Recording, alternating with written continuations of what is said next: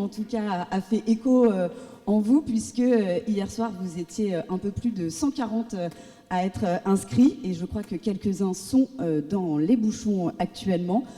Alors, réemploi dans la construction, vraie révolution ou effet de mode, c'est ce qu'on va essayer de voir ensemble ce matin avec nos intervenants.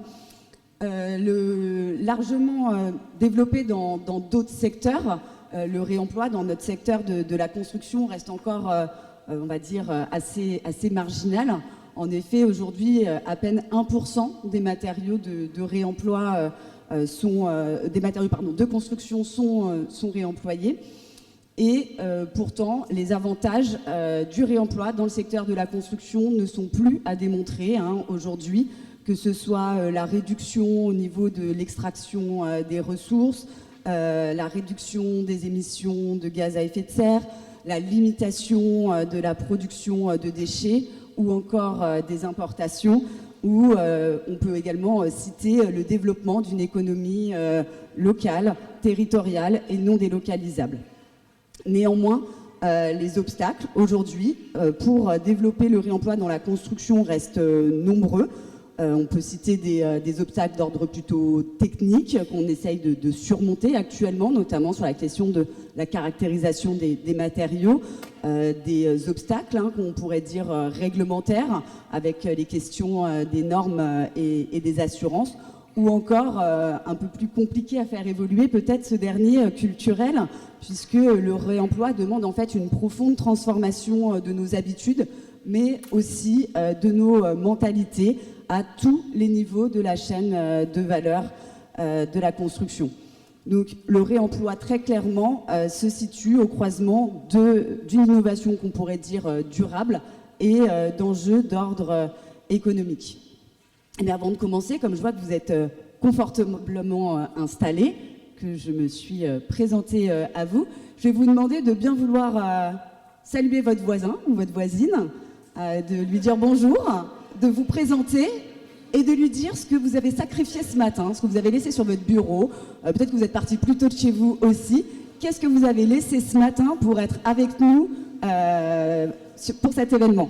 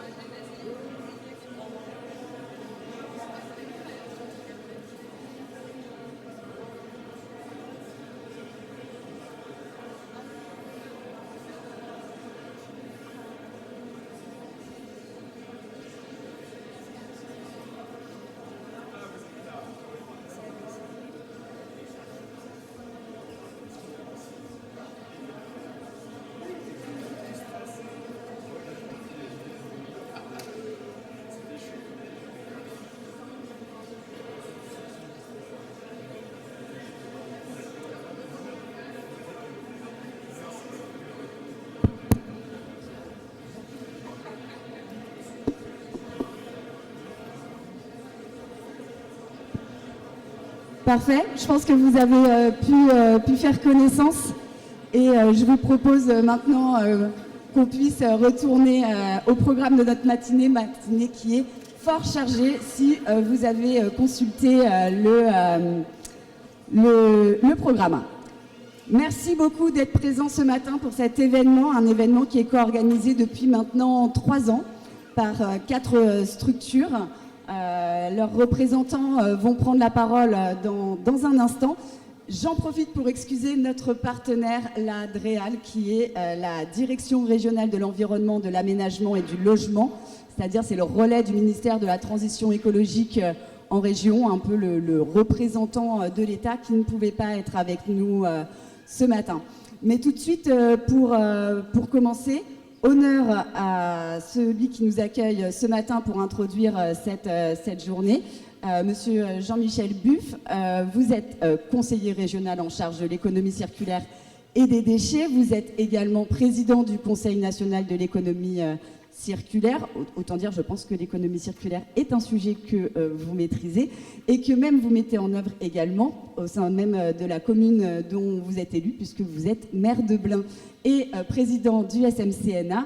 On aura la chance tout à l'heure dans la première table ronde avec sa directrice Nathalie Noël d'évoquer ce projet que vous avez porté, projet qu'on peut dire un peu emblématique en région et qui sera inauguré, je crois, le mois prochain, si je ne dis pas d'erreur. C'est le pôle consommateur de Blain. Et pour commencer tout de suite, j'ai envie de vous demander un petit peu quelles sont les ambitions justement que porte la région sur cette question du réemploi et peut-être plus largement de l'économie circulaire. Bien, bonjour à toutes et à tous. D'abord, je m'excuse pour ces quelques minutes de retard. J'ai été dans une manifestation en bas du pont de Cheviré tout à l'heure qui ne m'a pas permis d'être au café avec vous. Et bienvenue à la région des Pays de la Loire, bienvenue dans cet hémicycle. Un hémicycle où on vote beaucoup de choses et en particulier on a voté à l'unanimité. Ça arrive aussi dans des instances comme les nôtres d'avoir une unanimité. En octobre 2019, le plan régional de prévention et de gestion des déchets et le plan d'action en faveur de l'économie circulaire.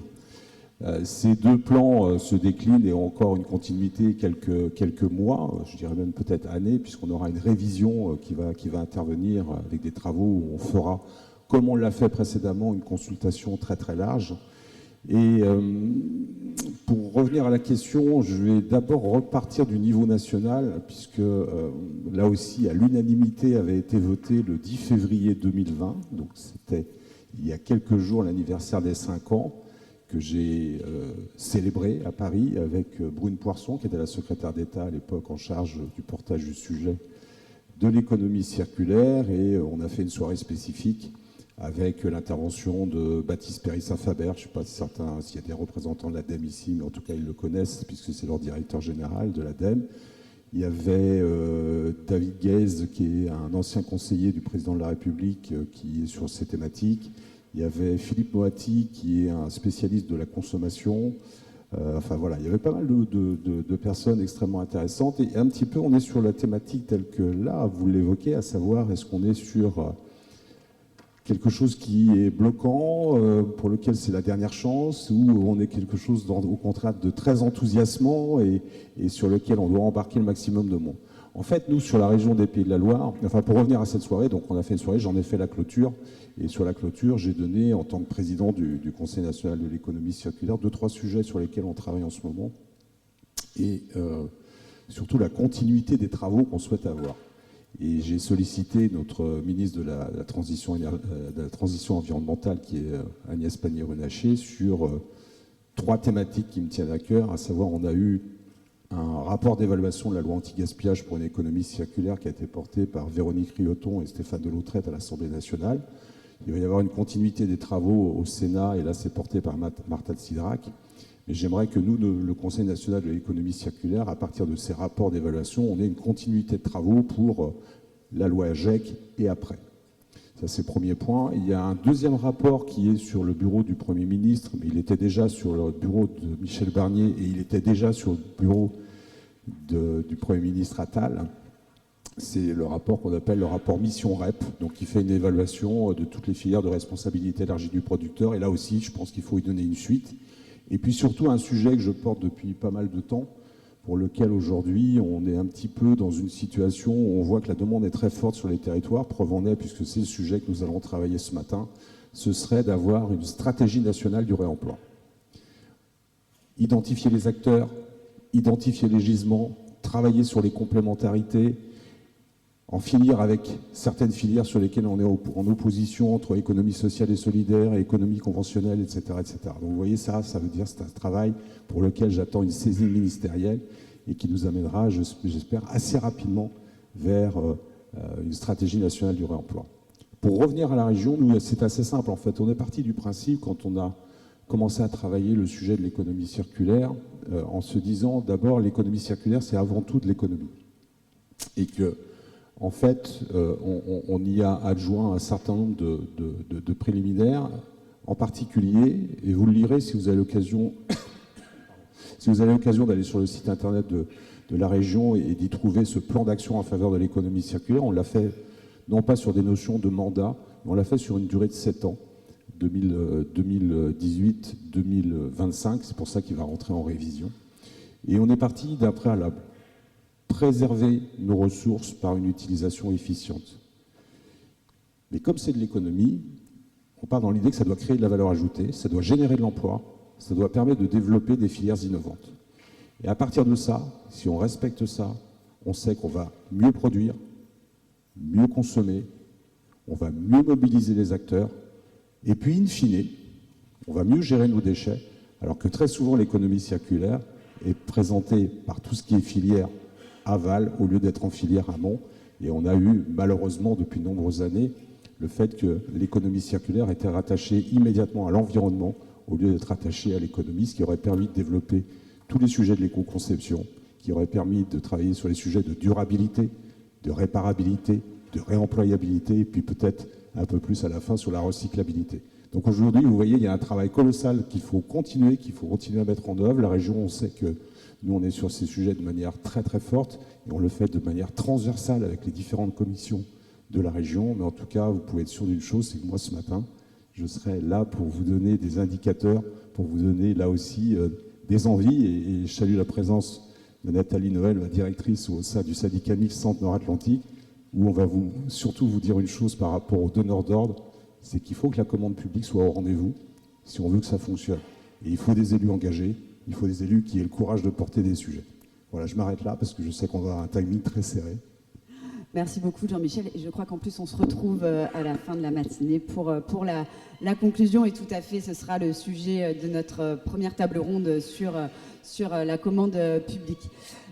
Guillaume Lefebvre, vous êtes le directeur de l'ICAM. Alors l'ICAM, c'est une école d'ingénieurs qui a été créée il y a un peu plus de 120 ans. Aujourd'hui, c'est un réseau de 13 écoles, si je ne dis pas de bêtises, à travers le monde entier, soit un peu plus de 10 000 élèves. C'est assez impressionnant.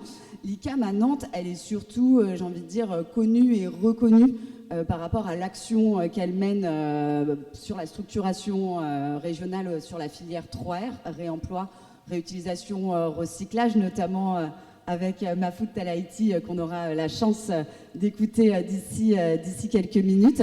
Est-ce que vous pourriez nous en dire un petit peu plus justement sur ce que porte l'ICAM sur cette question de l'économie circulaire ?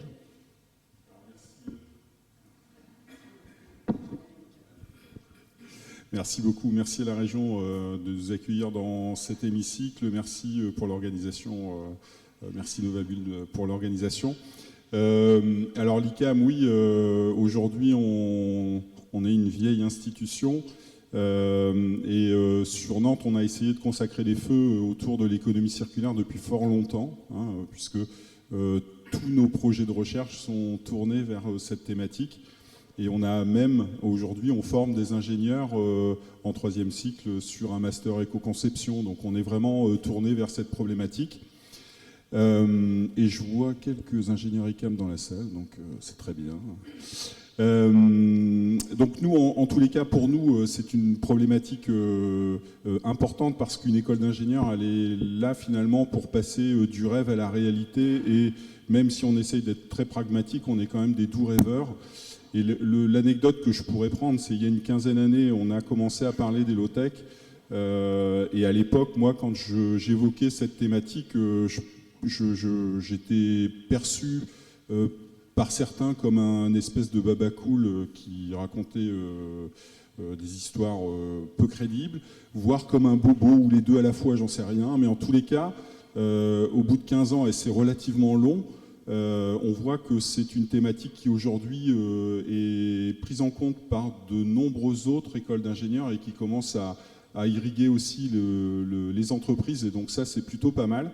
Et donc le réemploi, effectivement, aujourd'hui, si je fais vraiment de la science à deux balles, on pourrait dire qu'il paraît quand même difficile de produire de manière infinie dans un monde qui est fini, et donc forcément le réemploi va concourir à créer de nouvelles ressources. Et ça concourt aussi au premier R qui n'est pas cité dans la plateforme 3R, mais c'est réduire. Et il faut vraiment qu'on soit tous acteurs de cette réduction, puisque quelque part, si on ne saisit pas cette opportunité, de toute manière, on y sera contraint. Et il vaut mieux agir sous une forme de liberté en étant moteur et engagé, plutôt que de subir tout simplement ce qui va nous arriver. Et voilà, je pense que c'est important aussi pour les plus âgés d'entre nous de concourir aussi à changer les choses, à donner, à rendre vivant cette possibilité-là qui n'est pas perçue naturellement, parce qu'on est tous embarqués dans des considérations financières, économiques, et c'est souvent ça qui drive nos actions. Mais il faut avoir un peu de prospective, et alors là pour le coup les pouvoirs publics sont importants parce que comme nous, vous concourez aussi à rendre réels des rêves, et voilà. Et en fait, ce que je voulais juste dire, c'est que il faut tous se réunir pour essayer de mener cette action collective et apporter à la construction ces vertus d'essayer de réduire les prélèvements dans le milieu naturel, de concourir aussi à une économie plus circulaire qui rendra la possibilité aussi de création locale plus importante. Voilà. Donc c'est voilà le résumé de ce qu'on pourrait dire. Et on est là, bien sûr, à l'ICAM pour répondre à toutes ces problématiques autour du recyclage et du réemploi. On adore avoir des os à ronger autour de ces problématiques-là. Voilà, merci. D'accord, donc un peu un appel aussi, si jamais certains ou certaines ont des sujets à vous soumettre, peut-être. Tout à fait, oui, et sur tous les sujets, hein, composite, plastique, matériaux de construction, nous on est preneurs de tout. Oui, effectivement, on a aujourd'hui un projet avec un ingénieur ICAM qui transforme des éoliennes en tuiles. Et donc du coup ça concourt aussi à la construction, et voilà des usages un peu inédits et qui permettent de transformer des produits qui ne sont plus conformes dans un nouveau produit. Donc voilà, on est là pour ça. Merci beaucoup. L'appel est donc lancé. On en profite pour saluer effectivement les étudiants de l'ICAM qui sont avec nous ce matin. C'est important aussi, effectivement, que dès le démarrage de leur vie professionnelle, ils puissent intégrer ces notions-là.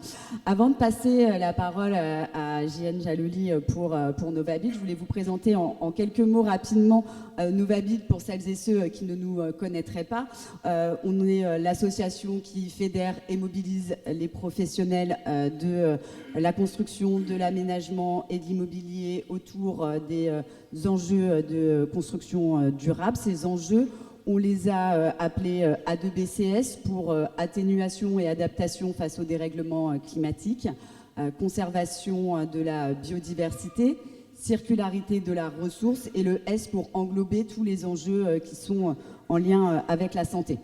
On accompagne nos 450 adhérents au quotidien autour de ces thématiques à un changement des mentalités. Je l'évoquais en introduction, ce changement des mentalités qui est essentiel en fait pour ce changement de paradigme qu'on abordera dans la seconde table ronde, pour qu'ils intègrent durablement un changement des pratiques, et notamment sur cette question du réemploi.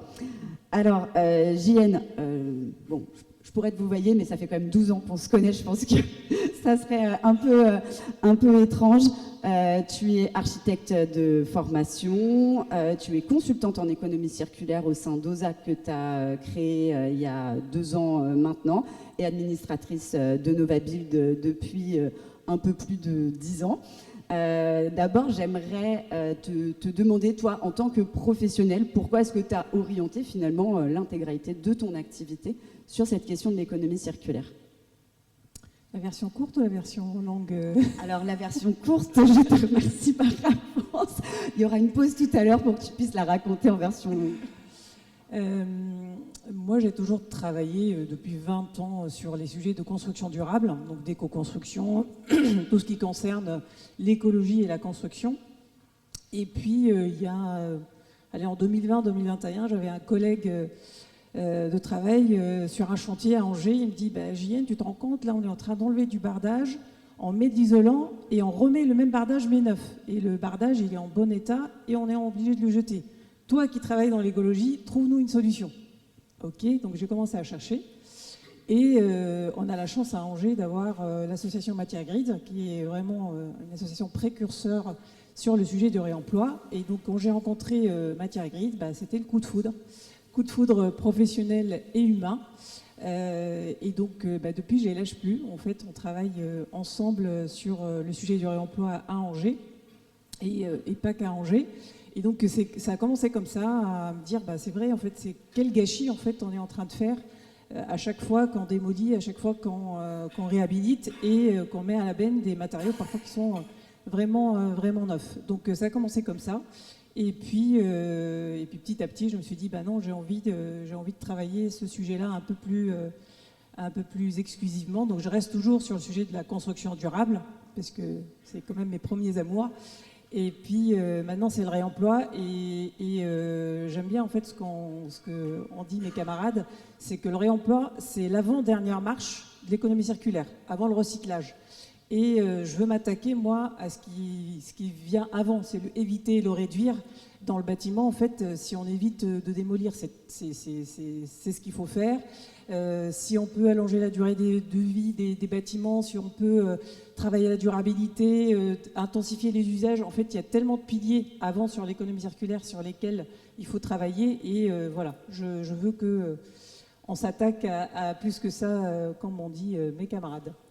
Effectivement, la question de la sobriété, avant tout, c'est une question qu'on traite notamment chez Novabuild de façon un peu centrale. Et alors, en tant qu'administratrice de Novabuild, pour le coup, est-ce que tu peux nous dire en quelques mots pourquoi c'est important pour toi que Novabuild, c'est une de nos 8 thématiques phares, faire circulaire, pourquoi c'est important au sein de Novabuild qu'on pousse cette thématique-là?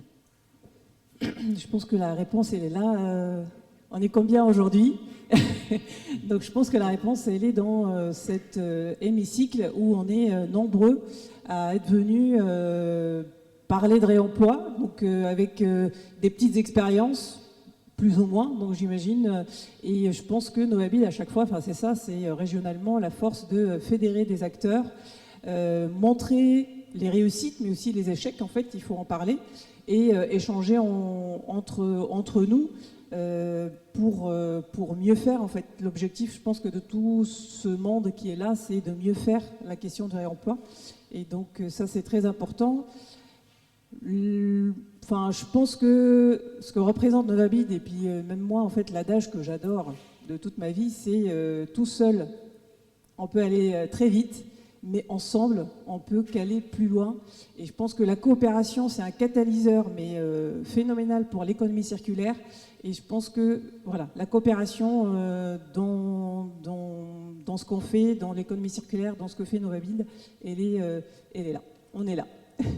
Merci beaucoup. Effectivement, coopération. Et j'en profite pour faire un clin d'œil parce qu'il y a Julie Grelet qui travaille chez Mathémorphose et Matière Grise qui est présente, et Manon Quignou de la PES 53, puisque ensemble avec la CRES Pays de la Loire, on travaille à la mise en œuvre d'un programme régional de sensibilisation sur les questions justement de l'économie circulaire, en lien aussi avec les autres structures territoriales de l'économie sociale et solidaire, et ça fait écho à ce que vous évoquiez tout à l'heure de la complémentarité justement de ces différentes économies, parce que qui dit économie circulaire dit effectivement économie dans un premier temps, mais à nous de la rendre effectivement plus vertueuse. Et on fait notre premier événement en Vendée sur cette question du réemploi le 13 mars, et on en est absolument ravis.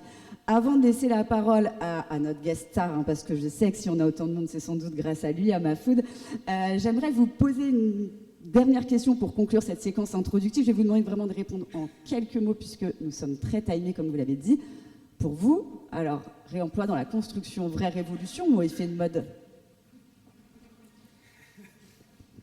Réponse très courte, vraie révolution.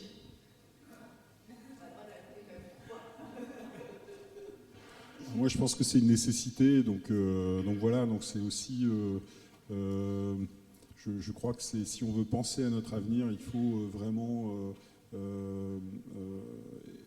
utiliser le réemploi pour réduire les prélèvements dans le milieu naturel.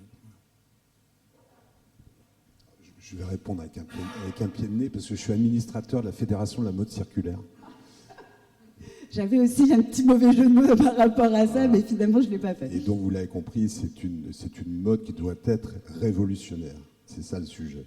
Et donc, c'est ce qu'on vit, nous, à la Fédération de la mode circulaire, c'est qu'il va falloir changer les comportements, changer les habitudes. Le business as usual, il est terminé. C'est ça la définition qu'on doit avoir. C'est le business as usual, il est terminé. Donc, c'est une vraie révolution. Et tant mieux si c'est un effet de mode, parce que ça va être une mode révolutionnaire. On va faire en sorte que ça dure. Voilà. Merci beaucoup à tous les trois. Je vais vous inviter à rejoindre le public, et Jean-Michel, on se retrouvera à la fin de la matinée pour la conclusion. Alors, quand on parle avec différents acteurs du réemploi, hein, que ce soit en Pays de la Loire, avec des collectivités, mais même, j'ai la chance de faire partie d'un réseau national en dehors de nos frontières, eh bien, son nom revient assez fréquemment dans les conversations quand on dit qu'on vient de Nantes. Mon cher Mahfoud, tu es un personnage quand même un peu haut en couleur, enseignant-chercheur à l'ICAM. Tu es également membre, adhérent de Novabuild. Ensemble, on a plus ou moins été à l'origine, en tout cas à mes côtés, sur la création du collectif réemploi de Novabuild. Et on a eu la chance, ensemble, d'être lauréat en 2021 de l'appel à projet économie circulaire porté par notre ami Gérard, qui animera la deuxième partie de cette matinée. Voilà, on est vraiment dans le collaboratif avant tout.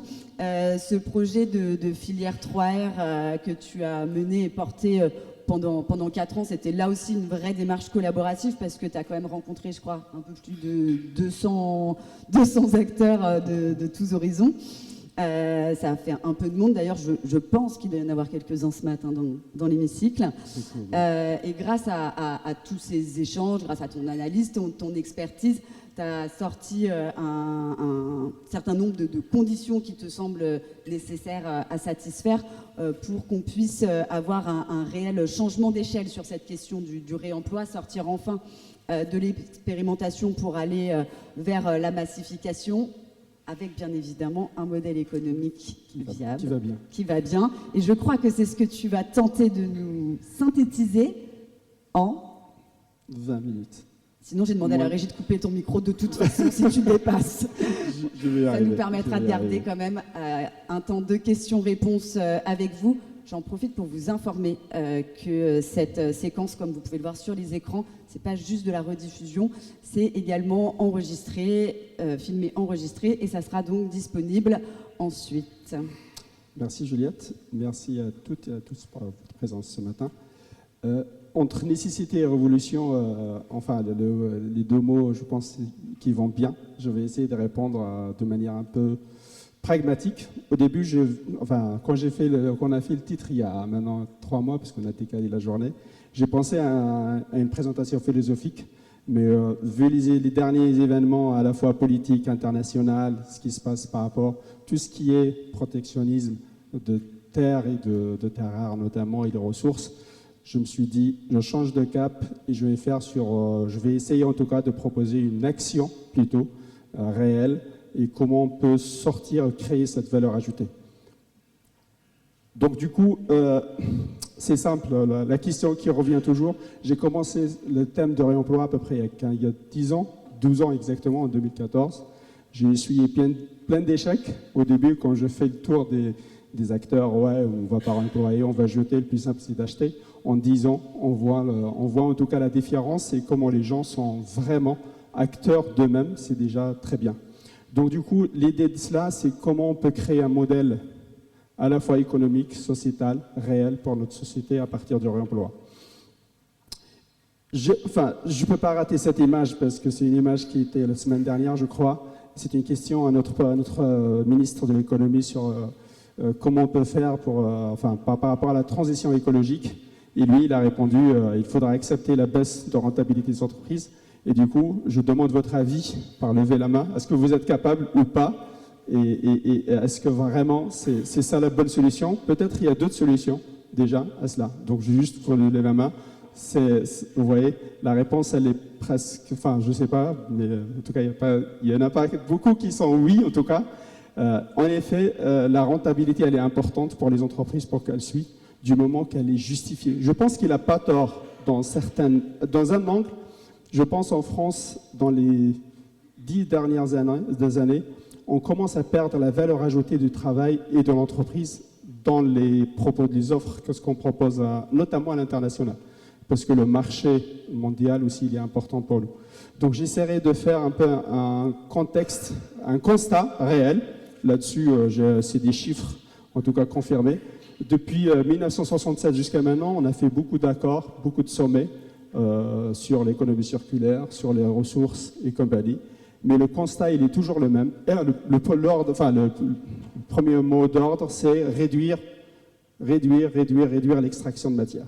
Mais malheureusement, la courbe de côté droite, elle dit l'inverse, tout l'inverse. Donc du coup, de 1900 jusqu'à maintenant, jusqu'à 2009, on est à 70 milliards.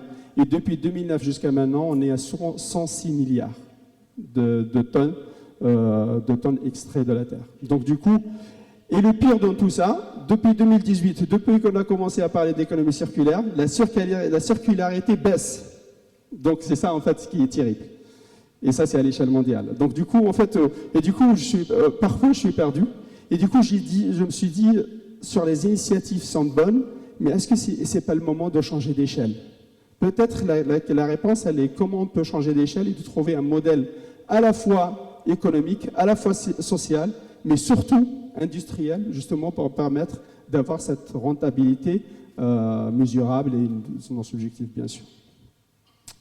Un autre constat, en tout cas depuis à peu près l'année dernière jusqu'à maintenant, on a beaucoup de bouleversements politiques, notamment en France et à l'étranger. On voit ce qui se passe aux États-Unis actuellement, beaucoup de décisions en Europe, quelques pays européens ils sont revenus sur la partie, sur tout ce qui est réglementation environnementale. Beaucoup de pays ils ont réduit leur action, en tout cas leur objectif. On a des pressions économiques énormes. La crise économique qu'on subit actuellement en Europe et aux États-Unis, la Chine elle s'en sort pas mal pour le moment, mais c'est pas loin. Mais par contre, la Chine, ils ont un autre souci, c'est tout ce qui est transparence. Ils peuvent appliquer des politiques, mais il n'y a pas de collaboration ou de coopération. Donc c'est plutôt une transparence. Et on a la partie, le ralentissement réel de l'investissement dans tout ce qui est vert. On voit les États-Unis qui a un peu arrêté le Green Deal, l'Europe qui a changé son objectif, en tout cas par rapport à tout ce qui est défi environnemental. Et on s'en parlait des problèmes politiques. Malgré tout ça, je pense qu'on a une réelle opportunité, et pas qu'à l'échelle nationale, à travers l'économie circulaire, c'est de créer un système économique qui nous permet justement de redorer notre vision par rapport à cela et de créer la valeur ajoutée qui nous permet peut-être d'avoir des marchés même internationaux et pas que nationaux. Et j'ai fait à peu près une analyse de 150 initiatives à l'échelle européenne et à l'échelle internationale sur ces thématiques-là. C'est plutôt de gestion territoriale. Comment on peut avoir une gestion territoriale qui permet de créer de la richesse à tout le monde, mais d'une manière plutôt globale. Et il y a rarement en tout cas les territoires qui ont toutes les conditions nécessaires pour créer ce système-là. Et je trouve qu'au Pays de la Loire, J'en ai fait déjà beaucoup. J'ai fait un gros périple aux États-Unis pour évaluer cela, en Europe aussi. Et le Pays de la Loire, on a tous les atouts pour le faire, vraiment. La première chose, c'est qu'on a une démarche collaborative qui n'existe pas dans d'autres territoires, enfin qui n'est pas aussi forte. On a les valeurs fondamentales qu'on partage, ça c'est très important, à la fois les valeurs techniques et scientifiques et humaines. Pour moi, le projet, il tient les trois. On est un peu en avant sur la partie innovation. Sur l'IA, j'espère qu'on sera en tout cas en tout cas pour ce qu'on a besoin, on a tout ce qu'il faut. Et l'idée, c'est ce modèle du futur, comment on peut le créer chez nous. Ce modèle du futur qui sera, malheureusement, il sera partagé entre les deux. On a toujours ce combat entre la stratégie compétitivité, donc la rentabilité à l'infini, l'extraction à l'infini, et la politique environnementale, qui beaucoup de gens le voient comme un obstacle à la rentabilité, ou c'est un obstacle pour l'avancement. Donc l'idée, c'est de créer un système intermédiaire qui permet d'avoir ce défi de durabilité. Jean-Michel l'a souligné sur la partie durabilité, c'est le plus important. Faire l'initiative, c'est bien, mais faire quelque chose de durable, je pense, c'est le plus important. Et nous, en tout cas, à l'échelle, moi j'estime que c'est les 5 clés nécessaires pour lancer ce type de projet. D'abord, on doit repenser notre système de production différemment, le système logistique. Une innovation technologique forte, et nous on a de la chance au Pays de la Loire, on a tout ce qu'il faut comme labo de recherche, université, pas que l'ICAM, hein, mais tous mes collègues aussi de l'université, du Gustave Eiffel, de l'Éco-Centrale et tout le monde. On a un pouvoir politique, soit à la région ou à notre métropole, on a des pouvoirs politiques qui poussent à la création et à changer de modèle. Et on a aussi une dynamique collaborative très forte, comme je l'ai souligné tout à l'heure. Donc l'idée, c'est, par rapport au emploi, les objectifs cités en 2027, on arrive à 4%, on est très loin, on n'est même pas 1%, en tout cas, d'après la Fédération française du bâtiment, et 5% en 2028. Et je pense, d'après, en tout cas, les initiatives, je pense que ça ne suffira jamais. C'est bien, mais ça ne suffira pas pour passer le pont ou créer ce pont, que j'appelle moi un pont, un ouvrage ou un système qui nous permet d'accélérer et de massifier le réemploi. C'est pour cela, comment on a imaginé ce système. On doit innover sur tous les niveaux. D'abord, au niveau gouvernance, je pense qu'on a beaucoup de choses à faire. Sur la partie innovante, c'est comment appliquer le privé et le public main dans la main, commun, parce qu'à la fin, c'est pour le bien des citoyens, pour le bien commun. Comme on a travaillé beaucoup sur l'aspect juridique, le SEM, le SPL. On n'a pas trouvé encore un système juridique qui permet vraiment de créer de la valeur ajoutée, d'avoir à la fois l'éthique du public et la réactivité du privé. Donc toutes les idées sont bonnes à prendre et on y travaille là-dessus. Donc on a 3 parties, on a la gouvernance, on a l'organisation opérationnelle, on a les opérations transversales. Donc la partie organisation opérationnelle, ça se divise en 3. C'est le réemploi, recyclage, traitement de refus. Pourquoi? Parce que beaucoup de gens ici disent que le réemploi, c'est très cher. En effet, avec la manière qu'on fait actuellement, ça restera cher. Ça restera cher au mieux, au même niveau que le nouveau. Mais par contre, avec un système de massification, tout au même endroit, on peut faire le réemploi, le recyclage, le traitement, donc les 3 actions vertueuses pour l'environnement, on peut avoir des systèmes polyvalents et on peut avoir mutualisation des moyens aussi. Sur la partie réemploi, on a identifié 30 flux avec le projet filière 3A qui vient de se terminer. On a étudié tous les potentiels avec les potentiels du réemploi, les protocoles de réemploi pour quelques-uns. On est toujours en cours de travail là-dessus. Sur la partie et la prochaine étape, ça sera l'industrialisation du réemploi. Ça veut dire quand on va ramener une porte, on ne va pas tester, on va ramener les portes et on va directement, ça passe à l'industrialisation. Il y a une analyse d'évaluation potentielle et on met sur le marché directement. La partie recyclage, pareil, il y a un gros travail là-dessus. Je vous montre après les gisements. Hein. Ça vient en complément de ce qui existe des acteurs actuels, vraiment. Parce que ça n'enlève rien par rapport aux acteurs qui sont sur place. C'est plutôt, ça leur apporte une brique supplémentaire. Et là, l'objectif, c'est de préparer la matière pour le recyclage. C'est ne pas de faire le recyclage, mais préparer la matière. Et enfin, c'est le gros aussi un point important, c'est, vous le savez mieux que moi, que pour le moment en France, l'enfouissement, c'est une solution économique. À mon sens, ça ne doit pas l'être.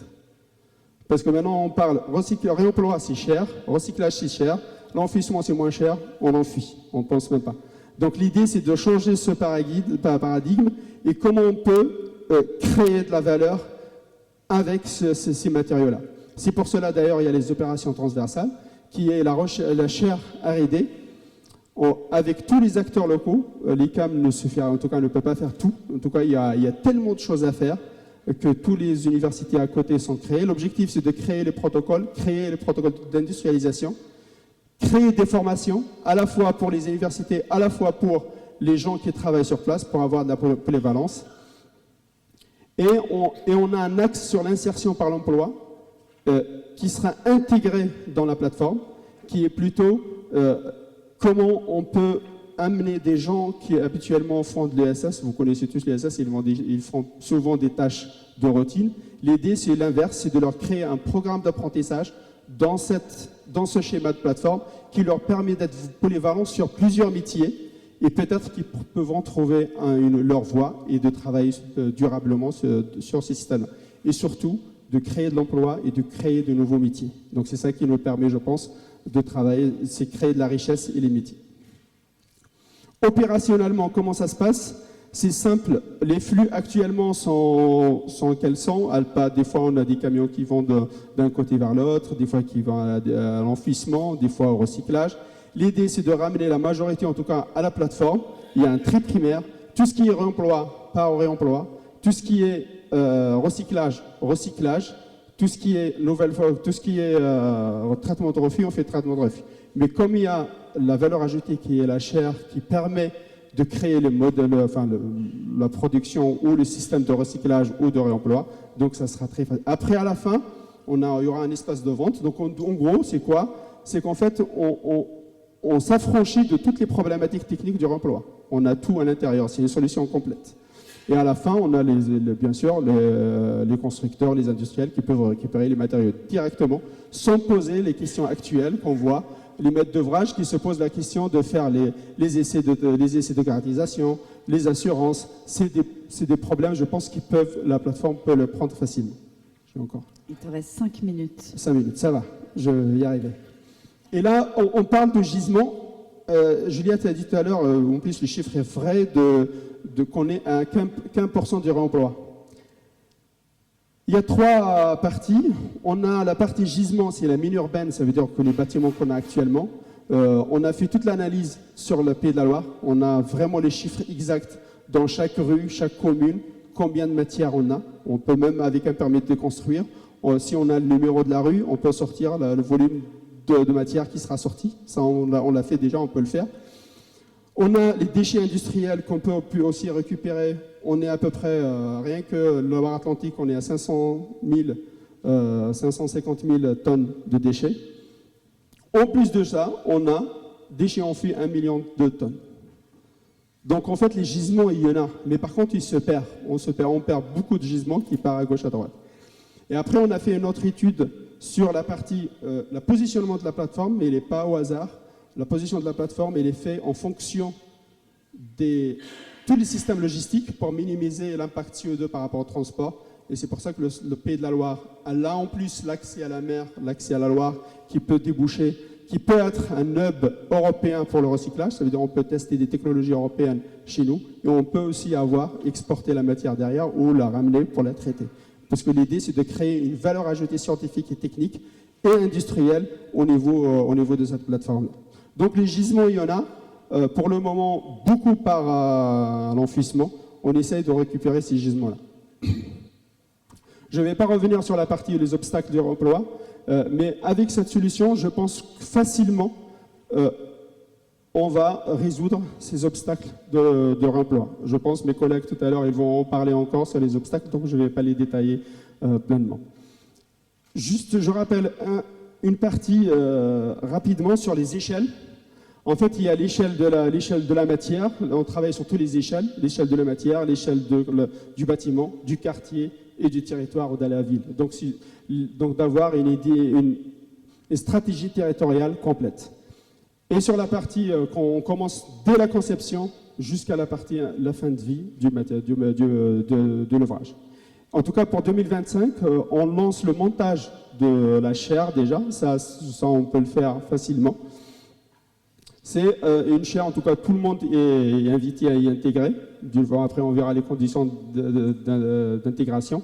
L'idée, c'est de faciliter le réemploi, faciliter la caractérisation, développer le process, principalement industrialiser les réemplois pour que ça soit facilement réemployable. On ne perd pas de temps dans la partie conception de voir la caractérisation, les assurances, et on part un temps fou là-dessus. Et enfin, en tout cas, ce que j'essaie de faire, vous voyez ce qu'on a en bas, c'est à peu près les conditions nécessaires pour réussir son modèle. Et en Pays de la Loire, en Pays de la Loire, on a vraiment toutes les conditions réelles pour réussir ce projet. Donc le modèle actuel, on sait qu'il n'est pas durable, ça c'est une vérité, toutes les études le font. Maintenant, le chemin est long, il n'est pas simple, il est long, ça nécessite beaucoup de collaboration et surtout ça nécessite comment s'affranchir de l'intérêt personnel pour l'intérêt commun. En fait, la vraie question, elle est là, c'est comment on peut passer l'intérêt commun avant mon intérêt, avant l'intérêt de mon entreprise. Et ça, je pense que c'est le gros défi, ça sera celui-là. Et en gardant toujours un équilibre entre l'ambition et le paradigme, pour le paradigme, pardon. Cet équilibre-là, je pense, il faut le garder parce que sans rentabilité, sans économie, on ne peut pas avancer. Il faut garder ça en tête et on essaiera en tout cas d'avancer. Et on essaiera de vous proposer la prochaine fois les avancées de ce projet-là. Merci à Juliette et merci à tous de m'avoir écouté. Si vous avez des questions, n'hésitez pas. Vous pouvez l'applaudir parce qu'il a tenu ses 20 minutes et pile poil. C'est un miracle. C'est ça, comme quoi avec le réemploi tout est possible. Et donc ça nous laisse l'opportunité de pouvoir prendre quelques questions. Pour prendre la parole, vous n'aurez qu'à appuyer sur le petit bouton rouge situé à côté du micro qui est devant vous. Et n'oubliez pas bien évidemment de vous présenter. Si vous n'avez pas de questions, moi j'en ai. Ça me fait peur s'il n'y a pas de questions. Ouais, soit il n'y avait pas eu suffisamment de café ce matin. Je vais me lancer. Benoît Saillard, le genre de construction. Il y a un truc que je n'ai pas très bien suivi. La plateforme 3R dont vous avez pas mal parlé, elle est créée ou c'est un projet ? C'est un projet. Là, on est sur la phase chercher un local pour démonstration, pour la partie réemploi. Et après, ça viendra étape par étape, je pense. Après, moi, en tout cas, mon périmètre, c'est technique et scientifique. Et faire adhérer les gens à ces projets-là. Après, il y a les pouvoirs politiques, il y a les pouvoirs économiques. Et j'aimerais bien que ce soit une décision collective, en fait. Et ce n'est pas qu'un industriel ou qu'un pouvoir politique qui le fera. J'aimerais bien que tout le monde se mette autour de la table et on avance là-dessus. Mais la partie réemploi, on est en cours d'avance. On avance très bien sur la partie locale d'expérimentation. Et en même temps, on a déposé un projet européen LIFE. D'ailleurs, la région est partenaire et Nantes Métropole, justement pour faire toute cette partie expérimentation et préfiguration de la plateforme.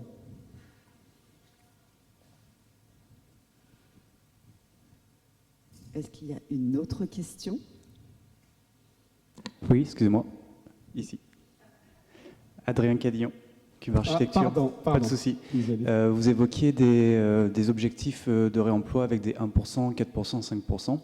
Je voulais savoir si ces objectifs de réemploi étaient des objectifs régionaux, nationaux. Sur quoi ils sont basés, ces objectifs de 4 et 5%? Est-ce qu'il y a une trajectoire spécifique? Les objectifs sont fixés par les REP, parce que c'est eux qui ont la matière, en tout cas, pour le moment. Ils sont des objectifs nationaux, c'est pas régionaux. Donc, du coup, je n'ai pas les chiffres exacts sur la région Pays de la Loire. Ok, c'est les objectifs qui sont nationaux. Et ensuite, comment vous arrivez à avoir ce 1%? Il est fourni par les REP? Il est fourni par les REP, en tout cas pour le moment. Il est fourni par la Fédération française du bâtiment. Okay. Moins d'1%, c'est la cercle d'ailleurs. Merci. Oui, bonjour. Julie Grelet de Matémorphose. J'ai une petite question sur l'histoire des 30 flux identifiés. Est-ce que c'est les flux identifiés dans le cadre du projet Spirou avec le CSTB ou est-ce que vous avez identifié d'autres flux et où est-ce qu'on peut récupérer ces informations? Sur le projet flux, on a, pour le projet Spiro, on est partenaire, on a écrit même des guides et on a une thèse commune avec le CSTB sur la thématique réemploi. Enfin, j'encadre une thèse avec le CSTB qui est basée à l'ICAM. Pour le Spiro, il y a 10, je crois qu'il y a 10 des flux et nous, on a y compris les 10 flux identifiés dans Spiro. Donc nous, on va jusqu'à 30, y compris les composites. Et ces informations, elles sont disponibles à quel endroit? Sur ces 30 flux et sur les données que vous avez collectées? En tout cas, ils seront la majorité. Il y en a qui sont faits, il y a quelques flux qui sont faits avec des industriels, donc ça reste à l'industriel. Et il y en a qui sont faits dans le cadre du projet filière 3R, ils sont publics pour tout le monde, il n'y a pas de souci. Ok, merci. Et oui, en complément Spirou, je recherchais parce qu'à chaque fois j'oublie exactement, c'est un acronyme qui signifie sécuriser les pratiques innovantes de réemploi via une offre unifiée. Ils ont sorti justement les résultats d'ailleurs il y a fin d'année dernière ou début de cette année, je ne sais plus. Et en fait, ça va avoir des incidences, notamment sur ce fameux volet sur lequel on questionne souvent, sur le côté des assurances, puisqu'en fait, c'est un travail qui est mené en partenariat avec l'AQC, l'agence qualité construction, qui permet de définir si on est en technique courante ou non courante, ce sur quoi les assurances s'appuient, ainsi que les bureaux de contrôle. Donc c'est une avancée assez notable. Je vous invite, vous tapez Spirou CSTB sous Google, votre moteur de recherche, pardon, et vous pourrez trouver toutes les infos. On peut encore... Oui, allez-y. N'oubliez pas de vous présenter, s'il vous plaît. Bonjour, Jessica Violette, Link City, Grand Ouest, groupe Bouygues Construction. C'était plus une remarque qu'une question, à mon sens, mais vis-à-vis de l'acceptabilité en fait, du réemploi, je pense qu'il y a une dimension sur laquelle on n'entend pas beaucoup. C'est l'acceptabilité par le client et la façon de marketer en fait, les produits. La qualité neuve par rapport au réemploi est quand même aujourd'hui un des freins. Et je pense qu'il faut aussi qu'on travaille beaucoup sur l'acceptabilité et la dimension un peu grand public, même en B2B. Aujourd'hui, on parlait des collectivités qui sont effectivement assez partie prenante, mais quand il s'agit d'investisseurs privés ou de clients grand public, on voit que c'est quand même encore très compliqué. Je te rejoins complètement là-dessus. Et la partie reconditionnement, et on appelle en anglais refit, elle est nécessaire en tout cas. C'est pas que les consommateurs, même les architectes aussi. Parce qu'à la fin, c'est eux les premiers qui mettent en valeur le matériau. Et déjà, on a un cap avec avant d'arriver à l'usager final, c'est les architectes. Déjà, on doit travailler main dans la main, justement pour intégrer ça comme une culture d'intégration dans les projets. Et c'est ça, je pense aussi, et ça fait que par la coopération et la collaboration, dans tous les cas. Il y a aussi, pour rebondir sur cette question-là, notamment du point de vue des architectes, mais de la profession de manière générale, on parlait de changement de paradigme, de changement des mentalités. C'est pas juste pour un effet de vocabulaire, c'est-à-dire que auparavant, dans le système linéaire, l'architecte dessine et puis les matériaux vont se plier en quelque sorte à son dessin.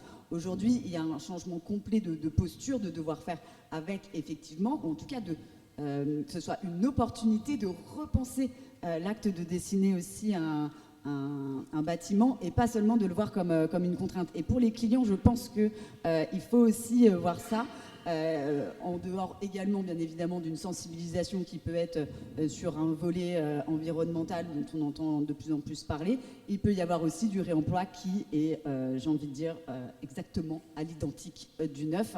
Et après, peut-être qu'il y a des nouvelles manières, des nouvelles façons d'approche dans la vente, hein, tout simplement. Appelons un chat et de dire vous préférez celui-là ou celui-là, en s'agissant peut-être de sanitaire ou de lavabo. Ils sont identiques, mais l'un est neuf, l'autre est de réemploi. Et il me semble que Link City, vous faites partie du booster du réemploi. Et de mémoire, il y avait une étude qui avait été faite par le booster justement sur cette question de l'acceptabilité du client final.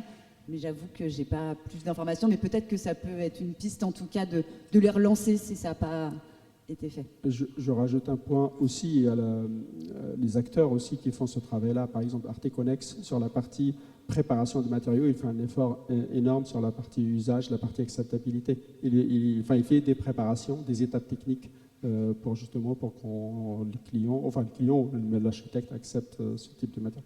Dimitri, il a une question. Oui, j'ai vu que Dimitri avait une question à poser. Bonjour, donc Dimitri Coty, Société Élan, on est AMO Économie Circulaire. Et justement, pour rebondir sur ta remarque, Juliette, en Ile-de-France, pour un bâtiment de logement en accession, on était AMO Économie Circulaire, et en fait, on a convié les futurs acquéreurs, et on leur a montré des échantillons, dont des sanitaires. Et donc, il y avait un sanitaire de réemploi et un sanitaire neuf. Et en fait, ils n'ont pas su faire la différence. Et à la sortie de cet échange, ils ont validé toutes les variantes qu'on avait fait en réemploi. Donc ça montre qu'en fait, même en accession, c'est faisable. Et ensuite, c'est aussi d'appuyer sur effectivement les filières, une fois qu'elles seront bien en place. Et on en a ici en région, et je crois qu'il y a la miroiterie du réemploi qui est là aujourd'hui. En fait, on n'est pas capable, nous, à l'œil nu, de savoir si c'est un verre qui est issu du réemploi ou si c'est un verre neuf. Donc finalement, quand on passe par une filière qui, elle, met à disposition un matériau qui a été reconditionné, et c'est plus possible de savoir si c'est du neuf ou si c'est du réemploi. Donc je pense qu'en fait, c'est presque un faux débat, la question de l'acceptabilité. Parce qu'en plus, si on prend pareil, un pied de nez, on va dire, mais aujourd'hui, les gens qui achètent dans l'ancien, quand ils ont un parquet ancien, ils le valorisent. Quand ils ont un escalier ancien, ils le valorisent. Donc en fait, tout ce qu'on peut réussir à valoriser parce que ça a déjà une histoire, c'est possible. Déjà, il y a des éléments... Ah, ils ont coupé, tu n'as plus le droit de parler. Je crois que évidemment, la région ne peut pas parler plus d'un certain nombre de temps. Il y a une... 1, 2. Juste, par contre, je voulais juste rebondir là-dessus. Effectivement, il y a la question de l'acceptabilité pour le futur acquéreur. Il ne faut pas oublier qu'il y a aussi toute la partie des communs qui existent, dans lesquels, effectivement, on peut aller peut-être plus facilement déjà dans un premier temps sur cette question du réemploi avant de rentrer dans les logements même. Monsieur. Oui, bonjour. Jérôme Violin, IA Engineering. Dans votre plateforme R&D, comment s'inscrit-elle par rapport aux plateformes qui existent au travers de la REP, où il y a donc cet éco-organisme qui prélève une éco-taxe et qui finance donc des éco-organismes qui sont Valobat, etc., et qui, eux, ont dans leur charte aussi l'obligation d'organiser justement un petit peu cette logistique que vous expliquiez tout à l'heure, c'est-à-dire la collecte alors chez le producteur, mais chez les entreprises, le tri, et puis également d'organiser une filière de réemploi. Donc est-ce que votre plateforme s'inscrirait également au travers de ces financements ? Je pense qu'elle doit s'inscrire, elle doit carrément s'inscrire. En tout cas, c'est des discussions qu'on doit mener. Je travaille par ailleurs avec Valobat, mais je pense que ça doit s'inscrire dans ce schéma-là. Et même, je dirais, là, c'est un autre travail que je mène actuellement, c'est avoir une vision nationale où ils sont les points idéaux pour mettre les plateformes. Selon les gisements qu'on a actuellement, quels sont les endroits où on peut mettre, pour ne pas justement avoir cette concurrence qu'il y a sur le territoire. Parce que là, la plateforme, contrairement à ce qui existe, par exemple, par rapport à ça, il y a une valeur ajoutée technique. En gros, on prend les matériaux où ils sont difficilement réemployables, comme on a l'appui technique derrière, donc on peut avancer plus. Et on a les gisements énormes à récupérer. Même ce qu'on a tout actuellement, on ne peut pas récupérer tout. Déjà, on jette beaucoup, à mon sens. Et puis, on ne sera pas en concurrence, mais bien en complémentarité dans cette question du maillage de proximité, du maillage territorial, puisque les éco-organismes, même s'ils collectent l'éco-contribution, pour autant, ils ont des moyens humains et physiques limités. Et c'est bien pour ça qu'ils s'appuient en fait sur des acteurs locaux comme nous, comme Novabuild, comme les différentes plateformes déjà existantes. Et je vous renverrai il y a Anne de chez Valobat qui est présente ce matin. Est-ce que tu peux juste que les gens puissent t'identifier, voilà. N'hésitez pas à aller la rencontrer si vous souhaitez échanger un petit peu plus. Moi, je m'arrêterai là afin de ne pas dire trop d'erreurs. Sauf si tu souhaites compléter, Anne, et on s'arrêtera là, par contre. Bonjour à tous, je vais prendre la parole 2 minutes. Donc oui, nous, on n'a pas vocation à remplacer les acteurs du territoire, on est plutôt là pour les encourager à faire émerger leurs projets. Et là, nous, on va apporter des soutiens financiers, justement, à ces acteurs du territoire qui créent ces plateformes, qui se mobilisent sur le réemploi. On n'a pas du tout vocation à les remplacer, mais on va être là plutôt pour faciliter l'émergence en les soutenant financièrement dans leurs projets. Merci beaucoup, Anne Mahfoud. Le mot de la fin, réemploi dans la construction. Travaillons ensemble et je suis sûr qu'on va réussir. C'est tout ce que je peux dire. Merci beaucoup Mahfoud, on peut l'applaudir.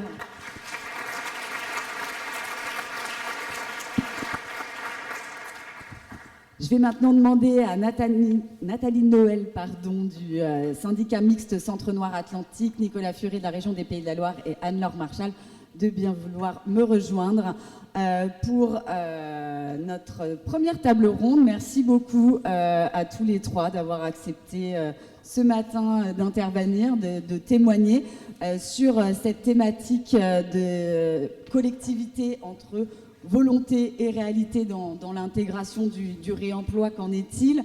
On utilise souvent la question de la commande publique qu'on indique être un levier sur cette question du réemploi et le rôle important, moteur des collectivités, quelle que soit leur taille. Et c'est bien ce panel que vous représentez avec nous ce matin.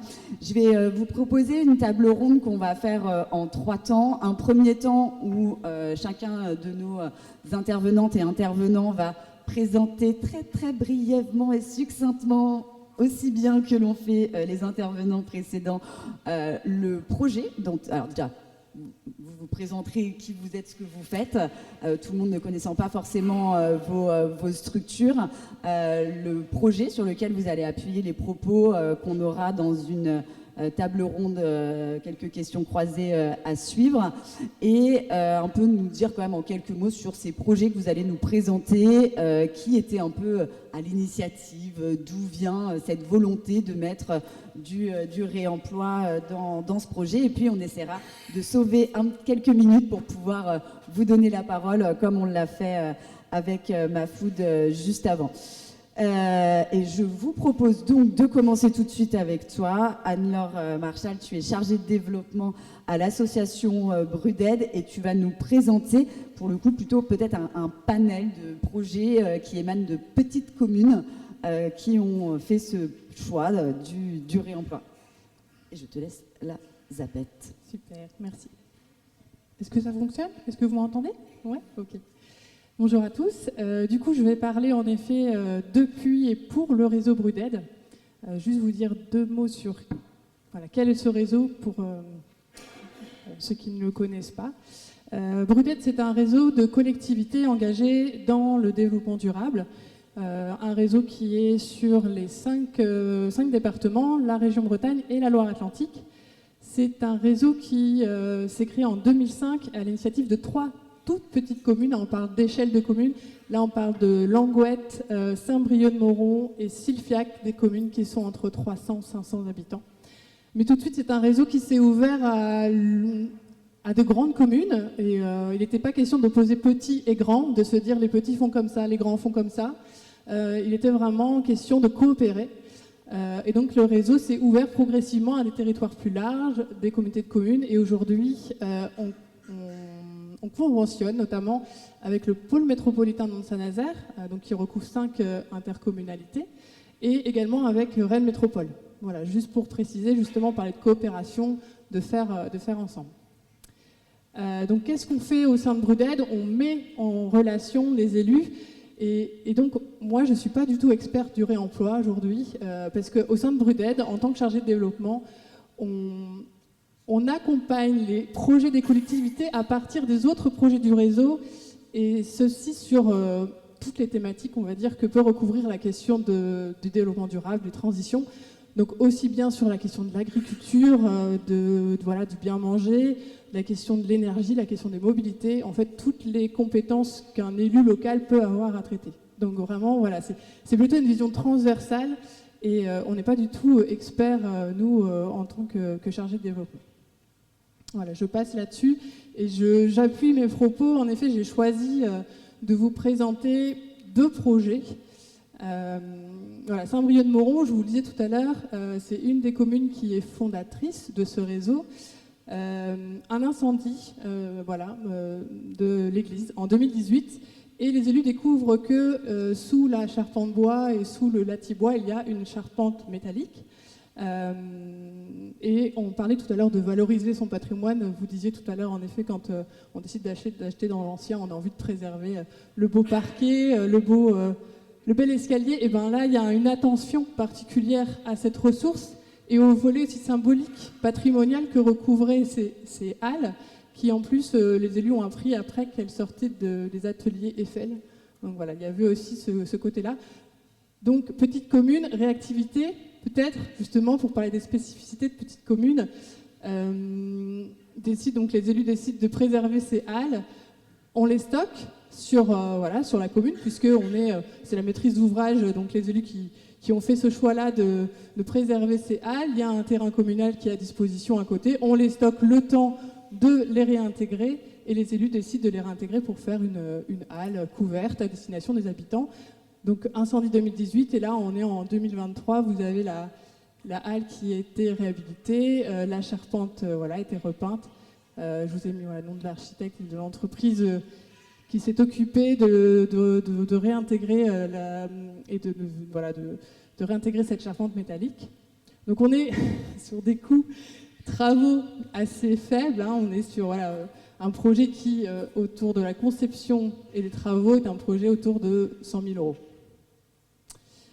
Autre projet, on est là à Saint-Georges-Rhintembeau, en Ille-et-Vilaine, projet d'aménagement public. La commune tout de suite décide de porter très fort un projet de sobriété, de faire avec les ressources communales, locales. Au sein du réseau, c'est vraiment des valeurs qui sont mises en avant. Et j'ai envie de dire, sur le volet petite commune, disons que le réemploi, c'est vraiment l'attention à son patrimoine, à ses ressources locales, et peut-être moins justement de dire on va intégrer le réemploi extérieur dans les projets, mais c'est surtout se dire qu'au sein des communes, il y a une ressource qui est là à préserver. Qu'on parle de ressources, ce sont des linteaux en schiste, des bordures granit, là on parlait des halles métalliques. Et donc les élus décident de réhabiliter, de refaire l'aménagement de la place de la mairie, et décident de le faire, alors ils ne savaient pas avec qui encore, mais en réutilisant au maximum les ressources qui existent sur la commune. Et indiquent dans le cahier des charges, pour le recrutement de la maîtrise d'œuvre, qu'ils souhaitent travailler avec des architectes paysagistes qui auraient cette attention-là à faire avec les ressources réellement de la commune, à faire avec les services techniques, à faire aussi avec les habitants. Donc on est aussi dans une démarche participative. Et ils ont choisi de travailler avec l'atelier Bivouac, qui a travaillé notamment avec plusieurs communes du réseau, dans cette notion d'essaimage justement et de partage d'expérience. Et je vous ai mis le petit flyer de l'atelier Bivouac qui invitait chaque habitant à ouvrir ses portes de son garage pour savoir ce qu'ils avaient stocké, ce qui pourrait être utilisé dans l'aménagement de la place. Et on retrouve du coup ces éléments-là, notamment des éléments qui étaient dans les services techniques. Il y a aussi bien en effet du pavé granit que les services techniques avaient stocké, des grosses pierres, il y a le fumier du paysan d'à côté, les meubles en bois sont faits avec la haie de la commune. Bon, on n'est pas dans le réemploi direct, on est dans la transformation, mais c'est une démarche globale. Donc je ne sais pas, je pense que là mes 5 minutes sont déjà terminées, Juliette, je crois. Donc c'est vraiment 2 projets symboliques.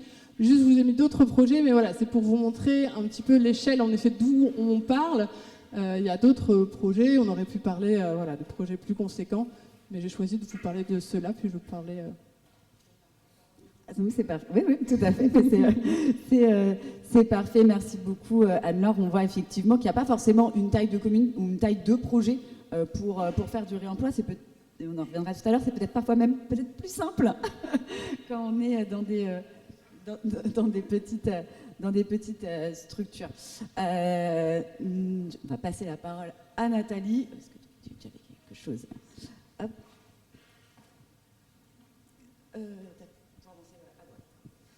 Bonjour, Nathalie Noël, directrice du syndicat mixte Centre Nord Atlantique. Alors, quand j'ai dit ça, j'ai rien dit, c'est un syndicat de traitement de déchets. À l'origine, un syndicat de traitement de déchets, on faisait de l'enfouissement, et que de l'enfouissement, quand je suis arrivée en 2002. Et progressivement, on a intégré la dimension de la prévention des déchets, de la valorisation, du recyclage, et c'est très progressif par rapport à ça. Sachant que nous, on a sur le site, sur le syndicat mixte, on regroupe 5 Comcom au nord de Nantes, plutôt des Comcom rurales, on va dire. On est sur 43 communes, 180 000 habitants. Et on a la particularité d'avoir un centre d'enfouissement en propre, c'est-à-dire qu'on est propriétaire de ce centre d'enfouissement. On le délègue en gestion à une entreprise privée, mais on est quand même propriétaire. Les arrêtés d'autorisation avec l'ADREAL, c'est le syndicat qui les porte. Les élus sont à même de visiter le site régulièrement, les usagers aussi. Et c'est un petit peu comme ça que c'est parti, en fait, la démarche sur la prévention, le réemploi, les filières. Quand on a un site d'enfouissement et qu'on voit les bennes arriver en provenance soit des ordures ménagères, soit des déchetteries du territoire, on se dit que vraiment on jette gras, comme on dit dans le métier. C'est-à-dire que dans les bennes, on retrouve des choses neuves. On retrouve des matériaux qui pourraient être réutilisés. On n'avait au départ pas de filière bois, par exemple. Tout le bois arrivait en enfouissement. Tout était mis dans les bennes tout venant. Donc voilà, c'est pour vous expliquer le parcours qu'on a dû faire au niveau du syndicat. C'est un syndicat de traitement. Ce n'est pas un syndicat à la base qui était spécialisé en réemploi, on en parlait peu à la base. Ce n'est pas non plus un syndicat spécialisé dans la construction. Et pourtant, on est arrivé à un projet en réemploi, en construction. Et je vais essayer de vous le présenter vraiment rapidement. Quand je dis ça, là, c'est un gros projet pour nous, la construction du pôle consommateur. C'est à peu près 600 mètres carrés, construit en neuf, mais en réemploi. Pour autant, c'est très simplificateur par rapport au syndicat, puisque pour le réemploi, on est aussi, c'est notre ADN. La prévention des déchets, c'est notre ADN. On veut préserver notre site d'enfouissement, donc on veut limiter les quantités qui vont à l'enfouissement. Donc on a intégré la prévention sur toutes nos actions. Les composteurs, là on est parti sur 2024 sur le compostage, je pense que vous en avez tous entendu parler. Il était hors de question d'acheter des composteurs en plastique ou d'acheter des composteurs en bois neuf. On est parti et là il a fallu batailler par rapport à la commande publique. On a insisté pour avoir un marché en construction de bois de réemploi. On a des déchetteries, c'est les Comcom qui les gèrent. On leur a proposé de mettre des zones de don pour que les habitants ils puissent récupérer la matière sans forcément la payer. Depuis 15 ans, on est avec une recyclerie, donc la recyclerie Nord-Atlantique. Et là, effectivement, ils viennent récupérer dans les bennes, ou en tous les cas juste avant les bennes, et ils revendent à petit prix. On dit aux habitants, il faut aller vers le réemploi, il faut acheter d'occasion, il faut privilégier la seconde main. Et nous, en tant que syndicat, c'était important qu'on applique dans notre commande publique la commande, enfin la consommation en réemploi. C'est-à-dire... Et justement, je crois que c'est l'objectif justement du pôle consommateur. Si on peut juste revenir sur le projet en lui-même, ça ne te dérange pas, Nathalie. C'était quand même important que je donne l'ensemble des démarches. Il ne faut pas croire que le pôle consommateur, c'est la seule activité du syndicat par rapport au réemploi. Sur le pôle consommateur, donc je vous disais tout à l'heure, 500 mètres carrés, enfin à peu près entre 500 et 600 mètres carrés. La commande, c'était, la commande du président qui est là dans la salle, c'était 100% en matériaux de réemploi. Quand on nous a annoncé ça au niveau des services techniques, on a dit 100%, ça sera difficile. On verra tout à l'heure le pourcentage obtenu, mais c'était quand même une commande très forte. Ça veut dire 100% de réemploi, il faut tout corps d'État. Il était hors de question, je rebondis sur tout à l'heure l'exemple qui a été donné sur les sanitaires, il était hors de question de faire que du sanitaire en réemploi. Il fallait qu'on aille vers les corps de grosses œuvres, en fait. La charpente, le bardage, on a essayé aussi la couverture. Voilà, c'était ça l'objectif. Deuxième demande, c'était à coût maîtrisé. Il était hors de question qu'on sorte un projet en réemploi 3 fois le prix du neuf. Et donc ça a été très difficile pour les partenaires qui nous ont accompagnés, en particulier l'architecte, qui, lui, était parti sur un projet démentiel, très très cher. Donc on a revu plusieurs fois la copie et plusieurs fois la commande par rapport au marché. Voilà, juste pour vous dire que le projet, l'objectif, c'était de mettre une recyclerie et aussi de donner un espace à toutes les associations qui font de la sensibilisation au niveau de l'économie circulaire, au niveau des artisans qui se lancent dans la réparation, enfin voilà. J'essaye de faire simple, mais c'est pas évident.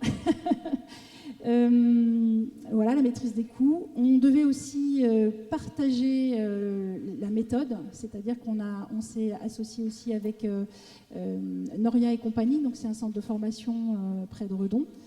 On a aussi beaucoup fait de réunions avec les artisans pour essayer de les sensibiliser en amont.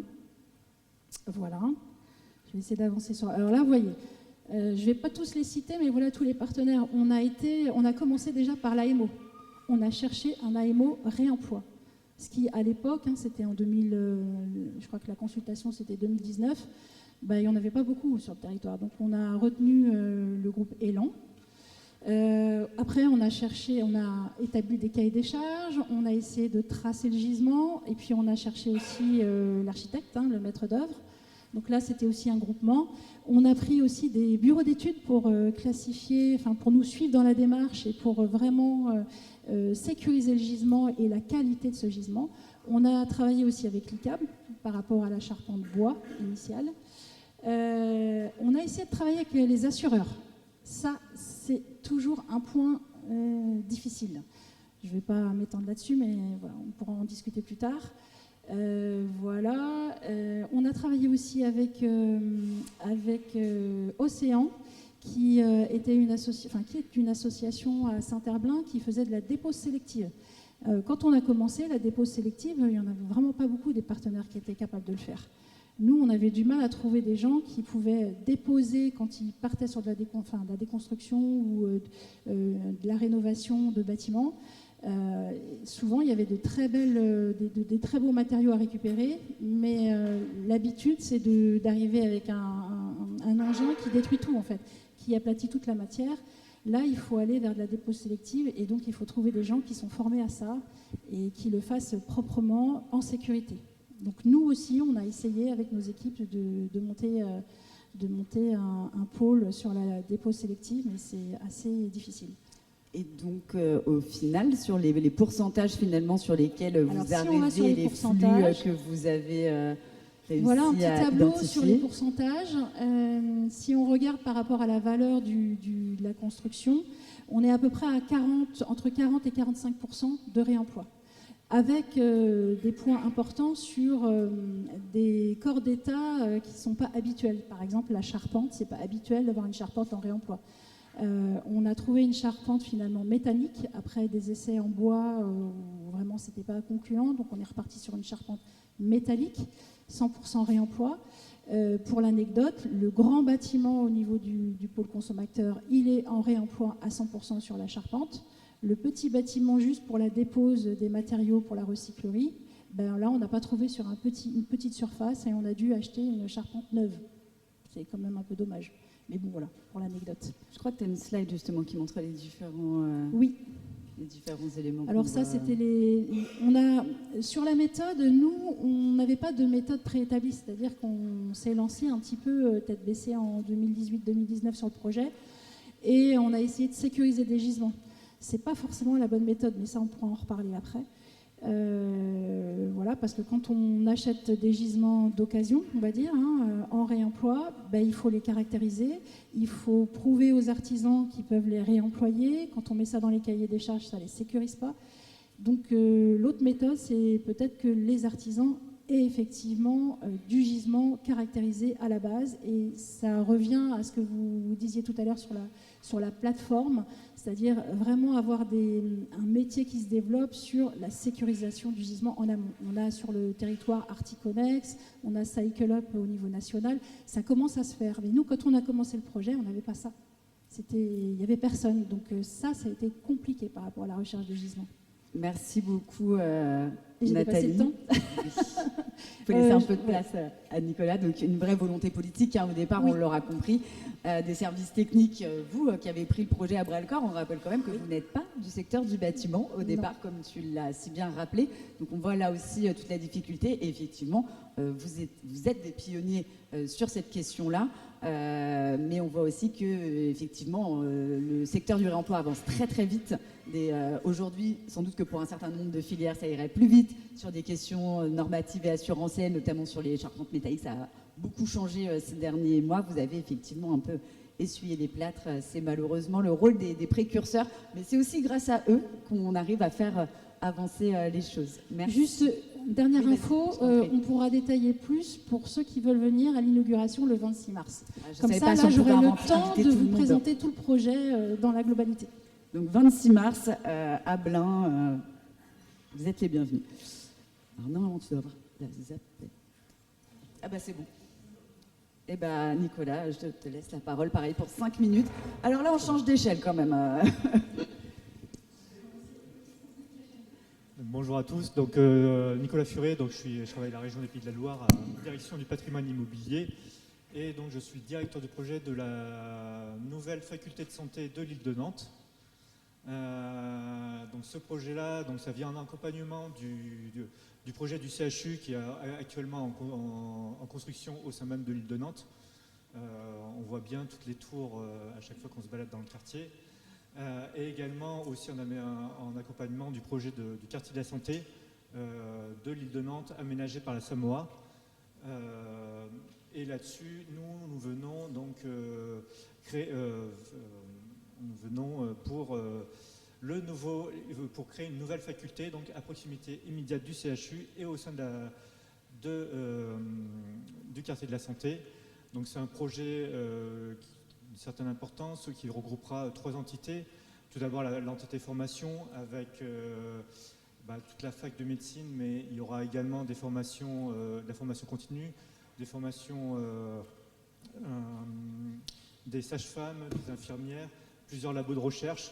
Donc là-dessus, il y a Nantes Université, mais également le CHU et l'IFM 3R. On aura également une entité restauration avec une cafétéria, un restaurant universitaire et une cuisine centrale. Et pour terminer, il y aura un parking public pour Nantes Métropole. Ouais, excusez-moi, j'ai pas trop l'habitude de ces présentations. Donc, quelques petits chiffres, 43 500 m² de surface pour la formation et la restauration, 14 000 m² pour le parking public. On commencera aujourd'hui, on est en phase APD. On a un objectif de notifier le marché de travaux en juin 2026, donc l'année prochaine, pour une livraison en septembre 2030 et une ouverture au grand public et surtout aux étudiants en janvier 2031. Donc voilà une des dernières perspectives et le plan SMAS où on voit le bâtiment, le projet qui va se découper en 3 bâtiments, où on a un bâtiment de mise en pratique avec essentiellement les plateaux de simulation et les laboratoires et le restaurant universitaire, un bâtiment enseignement avec la majorité des salles de cours et un bâtiment qui est en bas, donc la mise en pratique ici, le bâtiment enseignement en haut à gauche et en bas le bâtiment vide campus où on retrouvera la cafétéria, le tiers-lieu et tous les bureaux administratifs. Du coup, projet ambitieux et derrière, c'est une gouvernance assez complexe avec de nombreux acteurs. Donc nous, la région, nous sommes maîtrise d'ouvrage, une maîtrise d'ouvrage qui nous a été déléguée par l'État et par Nantes Métropole. Derrière, les financeurs, on est plusieurs. Nous sommes, on va dire, un tiers pour l'État, la région et Nantes Métropole. Mais il y a également quelques financements de Nantes Université et du CHU. Les propriétaires derrière, ce seront l'État pour la partie formation et restauration et Nantes Métropole pour la partie parking public. Les exploitants, Nantes Université, le CROUS, Nantes Métropole, et les utilisateurs, Nantes Université, CHU, IFM 3R, CROUS, Nantes Métropole, et enfin la Samoa. Donc voilà, il faut pouvoir s'inscrire au milieu de tout ce jeu d'acteurs, et notamment les thématiques du réemploi. Derrière, encore dans l'équipe de conception, beaucoup de monde. J'ai cité les principaux, qui est surtout autour du réemploi, qui nous accompagnent. Donc on a l'ICAM qui nous accompagne sur cette thématique-là. On est en train de travailler sur une convention de partenariat. On a également Elan qui nous accompagne dans les NAIMO réemploi, le booster du réemploi. Au sein de la maîtrise d'œuvre, qui est menée par Aya, CF Muller, qui ont également choisi de s'accompagner des compétences de Murmure. Et pour finir, on a aussi le contrôleur technique, Secotec, sur lequel on leur a fait passer une mission spécifique sur le réemploi. Donc tout ça pour être bien accompagné dans ce projet-là. Derrière les objectifs programmatiques, donc on n'est pas sur du 100% réemploi, on est loin de là. On a aussi besoin de... il fallait aussi être dans des objectifs assez réalistes, au vu aussi de la technicité du projet, avec notamment tous les laboratoires qu'on peut avoir, etc. Donc on est parti sur un objectif de 1% du coût total des fournitures travaux destinés au réemploi, avec pour les aménagements intérieurs 5 types de flux différents et 3 corps d'état différents. Et pour les aménagements extérieurs, un minimum de 3 flux différents. Également une intégration des granulats recyclés dans les bétons à hauteur de ce qu'autorise la norme MF-EN 206-1. Et l'objectif était quand même aussi que ce projet puisse servir de démonstrateur pour le réemploi.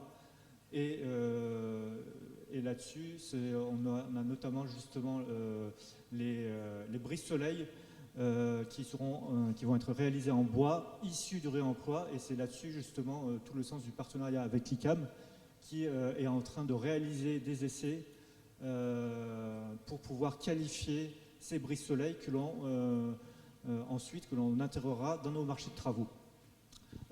Et aujourd'hui, à ce jour, en cours des études, on a également identifié environ 24 filières. Sachant que voilà, les 1% aujourd'hui de coût de fourniture, ça représente aujourd'hui de l'ordre de 500 000 € quand même de fourniture qui seraient issues du réemploi. Et donc des volumes qu'on peut espérer conséquents. Voilà. Donc en fait, c'est un peu tout le but du projet. Certes, le réemploi n'est peut-être pas une composante majeure de ce projet-là, mais le fait de l'intégrer, même si ça reste mineur, on reste quand même avec des volumes conséquents et qui permettent, à mon sens, de pouvoir aider derrière aux filières de se structurer en répondant à ces marchés qui restera quand même, à mon sens, assez conséquents.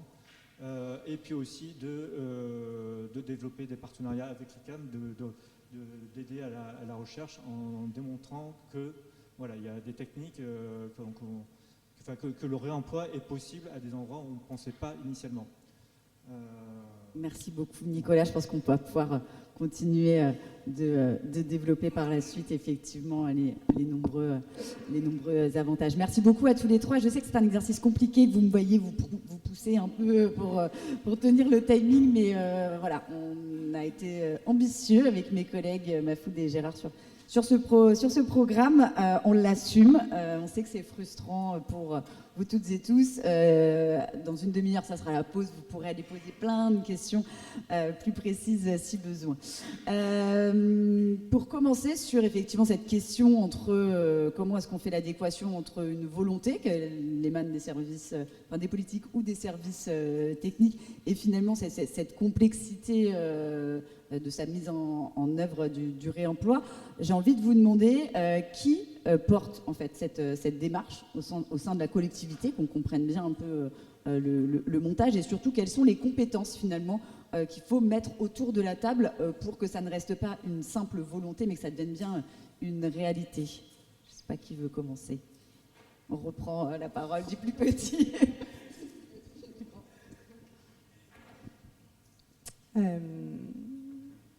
Alors, qui porte la démarche? Nous, on a un réseau d'élus, donc c'est justement pour dire que l'importance aussi de la volonté de l'élu à emporter sur un projet, sur des projets qui sont démonstrateurs, sur des projets où il y a besoin d'innover.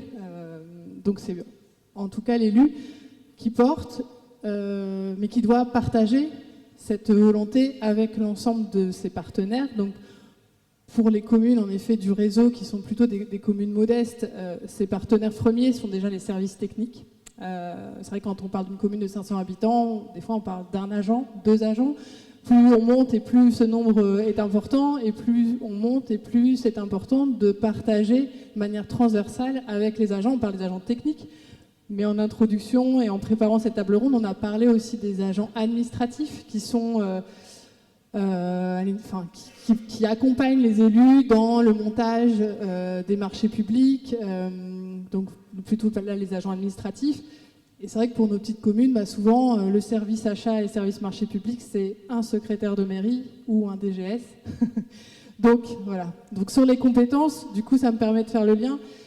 La compétence de l'élu, ça va être d'affirmer ce projet, puis d'emmener tout le monde dans un projet un peu précurseur, capacité à bien s'entourer, parce qu'il ne fait pas le projet seul, il le fait avec une équipe interne et externe. Capacité d'adaptation aussi, quand on parle de réemploi, voilà, par rapport au projet que je vous ai présenté, il y a l'incendie, qu'est-ce qu'on fait de ces halles, où est-ce qu'on les met, tout de suite on veut les garder, il faut pouvoir s'adapter.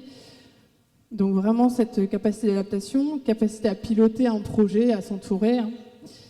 Et puis la question des savoir-faire, mettre en avant les savoir-faire des services techniques, des services administratifs, les valoriser. Sur cette échelle de petite commune aussi, vous l'avez vu, c'est aussi la capacité à aller chercher des acteurs, les habitants. Donc c'est la capacité aussi à faire participer, c'est le lien qu'on a vraiment très proche, de proximité avec les acteurs vraiment très directs. Et puis, en fait, des fois, on pense que ce sont des petites démarches, des petits projets, mais tout à l'heure, je vous ai entendu parler de capacité à démontrer aussi pour les habitants, pour le privé, que c'est possible. Que le réemploi, finalement, c'est une question qui devrait nous accompagner au quotidien. Et c'est vrai que quand c'est la collectivité, quand c'est l'élu de sa commune qui fait ce projet-là et que dit si c'est super, on va le faire ensemble, et ça donne peut-être des idées de faire pareil en fait chez soi. Et c'est des démarches qui sont très démonstratrices et qui ont une valeur vraiment d'exemplarité très importante. Donc il ne faut pas minimiser vraiment cette capacité à emmener tout le monde, même les habitants du coup qui sont les utilisateurs, les futurs utilisateurs de réemploi qui iront plus volontiers chercher des sanitaires chez Articonex, chercher des portes, voilà, pareil. Donc il ne faut pas minimiser ces petites démarches. Effectivement, cette proximité là qui est beaucoup plus rapide, on va le voir après, quand on est sur des échelles plus conséquentes, on arrive sur des choses un peu plus, avec beaucoup plus de strates, peut amener effectivement un effet d'entraînement positif, un effet un peu boule de neige qui va pouvoir permettre une accélération, effectivement, même avec une taille de projet modeste. Merci beaucoup Anne-Laure. Nathalie. Nous, au niveau du syndicat mixte, on avait une entente à 100% entre le président, donc l'élu qui décide, et moi la direction. Et après, on a dû emmener les autres élus. On était tous les deux convaincus à 100% de ce projet. Donc ça, c'est déjà facilitateur. Je n'ai pas eu besoin de le convaincre. Les autres élus autour du bureau, un petit peu plus, puisque dans les élus, on avait des anciens du bâtiment, dont je pense à un élu en particulier, qui nous a dit dès le départ... Non, j'y crois, vraiment, c'est super chouette. Mais par contre, dans 10 ans, avec la décennale, je crois que ça va être compliqué. Les entreprises, on ne va pas réussir à faire quelque chose de bien, qui va tenir la route. Donc, il y croyait qu'à moitié, en fait. Donc, il faut convaincre et il faut garder la conviction tout au long du projet. Et nous, notre projet, il a fait plus de 5 ans quand même. Et je vous assure qu'on est passé par plusieurs phases. Quand on a dû changer pour la charpente bois, passer à la charpente métallique, parce que la charpente bois, elle était trop lourde, parce qu'elle était trop déclassée, parce que c'était un système constructif trop cher. Quand il a fallu changer ça, quand il a fallu retourner vers les élus, c'était pas facile, c'était vraiment compliqué. Ça, c'est le maître mot, c'est compliqué ce genre de projet. Mais par contre, il faut avoir une conviction, il faut la porter jusqu'au bout. Et il ne faut pas baisser les bras à la première difficulté. Ça, je pense que c'est valable dans tous les projets, mais particulièrement dans ceux-là, il faut vraiment être convaincu de ce qu'on fait. Ça, c'est vraiment le maître mot. Et puis après, il faut travailler en équipe. Ça, on ne peut pas porter le projet tout seul. Il faut un élu, il faut l'équipe technique au niveau du syndicat, il faut l'équipe administrative. Nous, on est une petite collectivité, donc c'était assez facile, mais malgré tout, on s'est heurté quand on a présenté le projet à des collectivités, enfin des services d'achat public dans les autres collectivités qui nous disaient non, on ne fait pas comme ça, nous, on achète du neuf, on ouvre un catalogue et puis ça va plus vite, c'est plus facile, c'est nos habitudes et on ne peut pas les changer. Donc ça, c'est important, il faut arriver à emmener, comme disait tout à l'heure Anne-Laure, il faut arriver à emmener toute l'équipe technique et administrative. Qui a travaillé justement à leur expliquer que les matériaux, ce n'est pas forcément dans un catalogue et ce n'est pas forcément neuf? Le président, qui est très très très pédagogue, à chaque réunion avec ses collègues élus, qui martèle ce discours en continu sur la partie réemploi, économie circulaire, ça c'est hyper important. Nous, au niveau des services, dans le service du syndicat, on a un service prévention, on est 18 agents, sur 18 agents, il y a 10-12 agents de prévention. Les autres, c'est plutôt la gestion, c'est la partie administrative. Donc vous voyez que la partie agent de prévention, du coup, c'est des gens convaincus et ben, on y arrive progressivement. Et puis dans les Comcom, il y a de plus en plus d'agents de prévention aussi. Donc ils commencent aussi à y croire.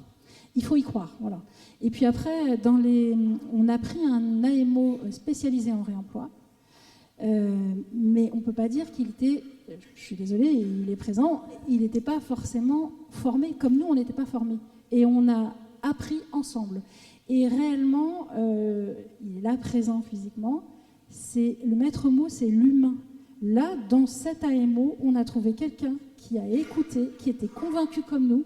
On a partagé, on a été chercher du gisement ensemble, reconnaître les bâtiments, discuter avec d'autres services techniques.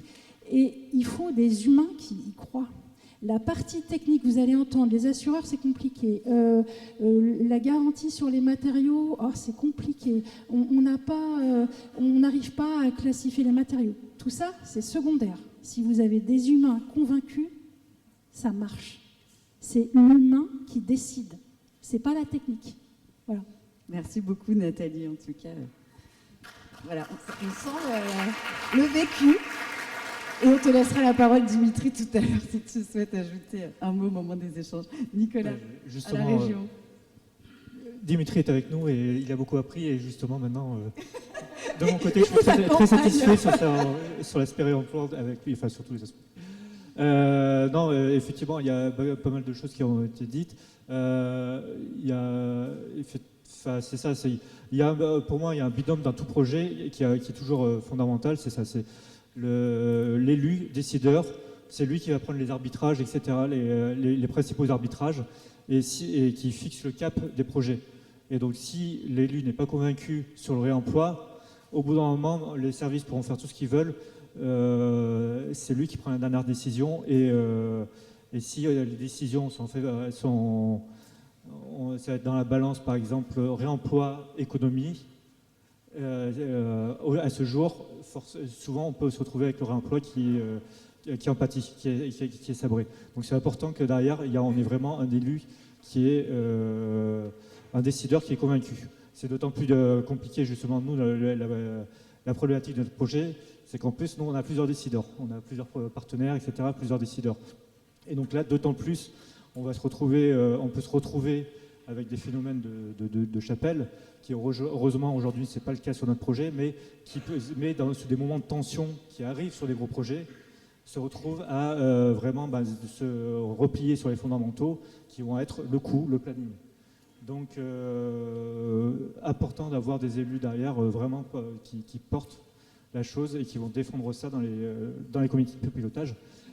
Et ensuite, le deuxième, c'est le niveau du technique, le pilote du projet qui doit être aussi convaincu, parce que c'est l'élu, il décide, mais c'est pas lui qui peut mettre en œuvre, qui gère le projet. Et donc là, c'est là où c'est le rôle du service technique, du pilote du projet, d'être convaincu lui-même et d'embarquer toutes les équipes. Et effectivement, on a parlé des techniciens, les maîtrises d'ouvrage, les maîtrises d'œuvre, les AMO, mais également ses collègues des services administratifs, etc., les assureurs. Il faut embarquer tout ce monde-là. Mais effectivement, il ne faut pas aussi qu'ils se sentent seuls. Et c'est là aussi, c'est important qu'ils s'accompagnent fortement, et notamment avec des AMO. Maintenant, on a quand même des prestataires techniques, il y en a plusieurs dans la salle, qui savent faire le réemploi. Et il faut que vraiment ils sachent s'entourer. Enfin, pour moi, je suis toujours convaincu en maîtrise d'ouvrage. Une économie faite sur les prestations intellectuelles, on le paie 2-3 fois plus cher dans les marchés de travaux. Donc pour moi, il est essentiel de bien s'entourer dès le début. Et le dernier mot que je dirais, c'est que ce réemploi aussi, comme on le dit, souvent dans les projets, notamment les gros projets, ce n'est pas une composante majeure. C'est la composante majeure, c'est surtout la fonctionnalité du lieu. Pour moi, il faut que ma faculté marche pour les étudiants, pour les chercheurs, etc. Donc si c'est juste un vœu pieux qui est mis un peu comme ça, qui dit une volonté un peu dite comme ça, au bout d'un moment, au cours du projet, elle va vite disparaître et on ne la verra plus.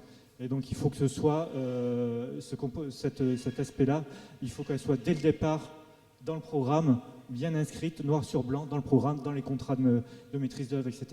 Nous, on a de la chance, on a une maîtrise d'œuvre, Aya, qui s'est bien emparée du sujet, qui s'est bien accompagnée là-dessus.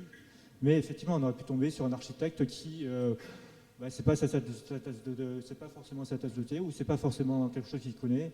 Et derrière, il aurait pu très rapidement dans les études nous retirer cet aspect-là. Donc il faut vraiment le mettre dès le départ dans la programmation.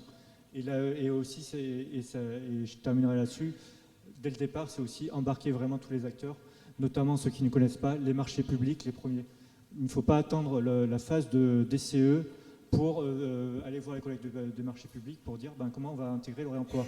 Parce qu'effectivement, les marchés publics aujourd'hui ne sont pas faits pour le réemploi. Ils ne sont pas faits pour le réemploi, c'est compliqué. Maintenant, ce n'est pas impossible. On a quand même des outils, on peut adapter ces marchés publics pour le réemploi. Et c'est pour cela qu'il faut vraiment, dès la base, nous, on les a intégrés là dès la phase APD, on a fait des réunions avec le maître d'œuvre, les AMO et les collègues des marchés pour trouver des solutions pour adapter, pour pouvoir déjà anticiper la façon dont on allait faire les marchés publics, pour pouvoir intégrer le réemploi et aussi également faire en sorte que ça ne coûte pas. Donc ça, on verra bien sûr à la fin. Mais voilà, j'ose espérer qu'on a trouvé une solution pour que on puisse bien respecter nos objectifs et derrière qu'on ait un coût marginal, voire nul, de nos projets du réemploi. Merci beaucoup à Nicolas pour compléter. Effectivement, l'équipe de maîtrise d'œuvre d'AIA est accompagnée sur ce projet-là par Murmure Réemploi qui interviendra sur la deuxième partie de la matinée. Je voudrais juste demander là, rapidement, est-ce que les AMO Réemploi et maîtres d'œuvre, architectes qui ont déjà fait des projets en réemploi veulent bien se lever ou lever la main, en tout cas qu'on puisse les voir et les identifier parce qu'on en a... On en a cité quelques-uns, mais ce ne sont pas les seuls. Voilà. Il y a beaucoup de noms qui sont revenus, mais ils sont plus nombreux. Et comme j'en ai vu un certain nombre, voilà, je voulais que tout le monde puisse les voir également. Merci beaucoup. On aura compris. Il faut bien évidemment, quand on est une collectivité, il faut une forte volonté politique, mais ça ne suffit pas si justement on n'est pas... on n'arrive pas à infuser ça, j'ai envie de dire aussi après dans des services à la fois techniques, ceux qui vont vraiment avoir les mains qui vont être sur le chantier, mais aussi, je pense que ça c'est important à souligner sur ce volet administratif et d'embarquer les collègues des marchés publics et pas à la toute fin justement au moment du DCE comme tu le soulignais ou au moment effectivement de passer à l'achat, le tout avec effectivement un accompagnement parce qu'on va le rappeler, alors effectivement dans des très grosses collectivités comme la région, on peut avoir des services techniques qui sont des professionnels du bâtiment, mais dans des collectivités de moindre taille, ce n'est pas des professionnels du secteur de la construction et cet accompagnement il est nécessaire et important et effectivement cette notion d'humain me semble prépondérante et j'ai beaucoup aimé Nathalie, voilà, des humains qui y croient sont effectivement le point de départ d'une démarche de réemploi réussie. Très rapidement, avant de passer la parole à la salle pour prendre une ou deux questions, donc on voit des collectivités qui se sont engagées, qui sont fortement impliquées sur un projet que vous nous avez présenté. Comment est-ce qu'on fait maintenant pour faire en sorte que ça ne reste pas one shot, que ça soit pérenne en fait dans le temps, qu'on ne soit pas sur le énième bâtiment démonstrateur et puis après, merci, au revoir, c'était sympa, puis chaque fois on dira mais si, regardez, on a fait celui-là en réemploi, comment est-ce qu'il y a des outils à mettre en place, voilà, comment on fait pour pérenniser cette démarche? On part dans l'autre sens cette fois peut-être, on fait du plus grand au plus petit. Question qui peut être large, difficile. Succinctement, vraiment 2-3 clés, on va dire, si on a envie de pérenniser. Moi, j'ai envie de dire un des premiers leviers, mais qui n'est pas forcément le plus simple, c'est la norme, l'aspect normatif. Alors, je vais préciser à votre échelle, parce qu'on ne va pas refaire le débat au niveau national. C'est comment, au sein de la collectivité, au sein de vous, en tant que maître d'ouvrage public, comment est-ce que vous pouvez pérenniser cette démarche pour votre propre patrimoine? C'est ça, on a dans nos schémas directeurs, dans différents documents cadres, de systématiser cette démarche du réemploi. Systématiquement, dès qu'on commence à réfléchir sur la programmation de nos bâtiments, on porte cet aspect-là dès le début, dès le démarrage. La question de l'anticipation, voilà, en fait. Exactement. Parce qu'effectivement, comme on disait, il faut que ce soit vu dès le départ. Parce que si c'est vu trop tard, ça risque de disparaître ou on va se retrouver déjà avec beaucoup trop d'écueils. Parce que c'est vrai que le réemploi, je pense qu'on est tous convaincus, ça répond un peu à la question, mais pour moi, ça reste la question d'après, mais ça reste une révolution. Et qui dit révolution, c'est-à-dire que ça remet en cause pas mal de pratiques communes. Et donc, si on prend trop tard, on doit rattraper, bricoler, etc. Si on le prend dès le début, on peut tout de suite anticiper les phases à venir et s'assurer que ça se passe le mieux possible, à moindre coût. Et justement, plus ça se passera facilement, plus ce sera facile de faire prolonger cette thématique tout au long du projet et que ce ne soit pas sabré dans les différents arbitrages, surtout si on n'a pas forcément le poids politique que l'on souhaiterait. Anticipation donc et dialogue dès le plus tôt possible, de mettre tout le monde autour de la table. Alors, nous, au niveau du syndicat de traitement, on ne va pas construire des pôles consommateurs tous les 4 matins, ça c'est clair. Donc, notre enjeu, cet équipement, c'est un équipement qui va recevoir du public. Donc, on va laisser apparent tout ce qui est en réemploi pour donner envie. On va organiser pas mal de sessions de formation, des sessions de sensibilisation. On va utiliser le bâtiment pour démontrer que c'est possible et toujours communiquer sur les clés de la réussite. Concrètement, les clés de la réussite, c'est le design, on peut en penser ce qu'on veut, mais c'est quand même un bâtiment qui est sympa. Donc on peut faire du réemploi et faire quelque chose de design, de propre. Ça, c'est important comme message. Donc il faut porter les messages, il faut continuer à les porter dans la réussite. C'est la maîtrise des coûts. Après, ce que nous, on n'a pas réussi, c'est la gestion du planning, ça c'est sûr. Donc clairement, nos collectivités qui viennent chercher de l'information chez nous pour savoir comment faire, quand on leur dit on a mis 5 ans, concrètement, il y a peu de collectivités qui vont accepter de passer 5 ans sur un projet. Ça, c'est la difficulté, mais parce qu'on on a commencé presque trop tôt, quoi. Voilà, c'est beaucoup utilisé dans les expériences réussies, c'est beaucoup communiquer sur ces expériences réussies et peut-être créer des modules de formation pour les archis, parce que les architectes, effectivement, je pense que vous êtes quelques-uns dans la salle, vous partez bien en tête avec l'idée d'un bâtiment qui sera droit, pas droit, et puis vous regardez après ce qui existe au niveau du gisement. Là, il faut réfléchir sur le gisement. Et donc, c'est ça, il faut former les archis à cette bascule, comme tu disais tout à l'heure. Ça, c'est important. Former aussi les artisans, on en a peu parlé, mais je pense que ça, c'est hyper important. Former les marchés publics, ça, c'est évident. On n'a pas parlé non plus des services urbanisme. Nous, on a été accompagnés par le service urbanisme de la commune de Blain, qui a accepté qu'on dépose un premier permis de construire et qu'on revienne avec un permis modificatif, justement avec un bardage. Au départ, il était en bois, notre bardage. Vous avez vu sur les photos, il est bleu. C'était pas évident de convaincre. Et à la limite, la personne qu'on a dû convaincre en dernier lieu, c'était l'archi. Donc voilà, je pense qu'il faut sensibiliser et toujours dire que ça peut être beau. Et comme ça donnera envie aux gens d'acheter en réemploi, d'acheter en seconde main. Ça peut être beau, propre et voilà. Cette question de la formation, effectivement, et de l'évolution, est tout l'objet de la seconde table ronde qu'on aura après la pause. Un changement de culture aussi, c'est ce qu'on disait, de construire une culture commune, que ce soit effectivement déjà en interne, mais aussi effectivement avec son équipe de maîtrise d'œuvre et de travaux.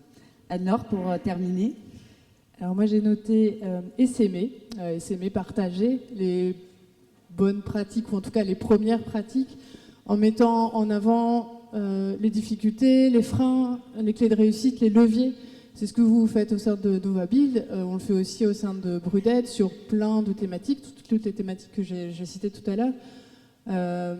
la force de l'exemplarité, en fait, de se déplacer, d'aller voir quelque chose qui a été réalisé, de discuter avec les personnes qui ont piloté et qui ont monté le projet, et ben, ça fait que du coup derrière il y a d'autres projets et que là on parle plus d'un projet, on parle plus d'une commune, mais on parle d'un réseau de communes, on parle d'un territoire. Là on est à la région des Pays de la Loire, donc voilà, on parlait de coopération. Tout à l'heure je vous ai dit c'est un réseau de petites communes, ça a commencé avec 3 toutes petites communes. Aujourd'hui on conventionne avec des métropoles. C'est vraiment cette logique quoi, de lien, de montrer les différents projets. C'est pas une question d'échelle, c'est vraiment une question d'oser, de sortir des sentiers battus. De volonté politique très forte, de courage politique, d'engagement, ça c'est sûr, et du coup de les montrer. Et donc nous dans notre jargon on parle de capitaliser, où je vous ai montré au départ sur le site internet de Bruded, en fait tout est en open source, donc on a des adhérents, voilà, mais on a l'idée d'essaimer à toutes les collectivités qui souhaiteraient s'engager aussi. C'est vraiment, je pense qu'à Novabile vous faites pareil, voilà, via vos visites de chantier. Mardi on s'est dit avec Juliette on se revoyait à Trignac pour aller voir un autre projet. Et nous, voilà, à notre petite échelle, eh ben, on les partage, on les diffuse, ces bonnes pratiques-là. Donc, essaimer, et puis le volet formation, en effet, former, voilà, se former tout le temps, changer, s'adapter, changer de posture. C'est vrai qu'on parle, voilà, vous allez en parler, changer de posture pour l'architecte, mais changer de posture aussi pour l'élu, de plus coopérer, d'avoir une vision plus transversale des choses. Voilà. Donc voilà, Ne pas se cacher derrière la réglementation pour ne pas faire comme tu n'avais pas le micro. Je me fais ta porte-parole. Merci beaucoup. Effectivement, expérimenter, modéliser, capitaliser et massifier, je pense que ça peut être un peu les maîtres mots de la pérennisation de cette démarche. Avant de vous laisser le mot de la conclusion, moi je voulais juste en complément de ces 3 témoignages, vous partager aussi l'engagement d'une autre collectivité, mais un peu d'une autre manière, parce que là on a parlé effectivement du côté collectivité en tant que maître d'ouvrage public sur son propre patrimoine bâti. Et moi, je voulais vous partager aussi l'engagement de Nantes Métropole avec la démarche Nantes Terre de Réemploi. C'est une démarche qui a été initiée pour justement encourager les initiatives, mais aussi fédérer toute une communauté d'acteurs engagés dans la démarche de réemploi dont Novabile est partenaire. Alors, ce n'est pas que sur la construction est une des 4 filières qui accompagnent. Ça se concrétise avec une charte d'engagement un peu qui permet de ce côté effectivement de créer une dynamique et de la symboliser. C'est aussi une volonté pour la métropole de continuer à soutenir le développement de projets industriels dans ce secteur du réemploi. Et pour ça, surtout on est arrivé là, si vous n'aviez pas cette information, mais Nantes Métropole a mis en place un fonds métropolitain qui est doté d'1 million d'euros pour soutenir des projets en lien avec la question du réemploi.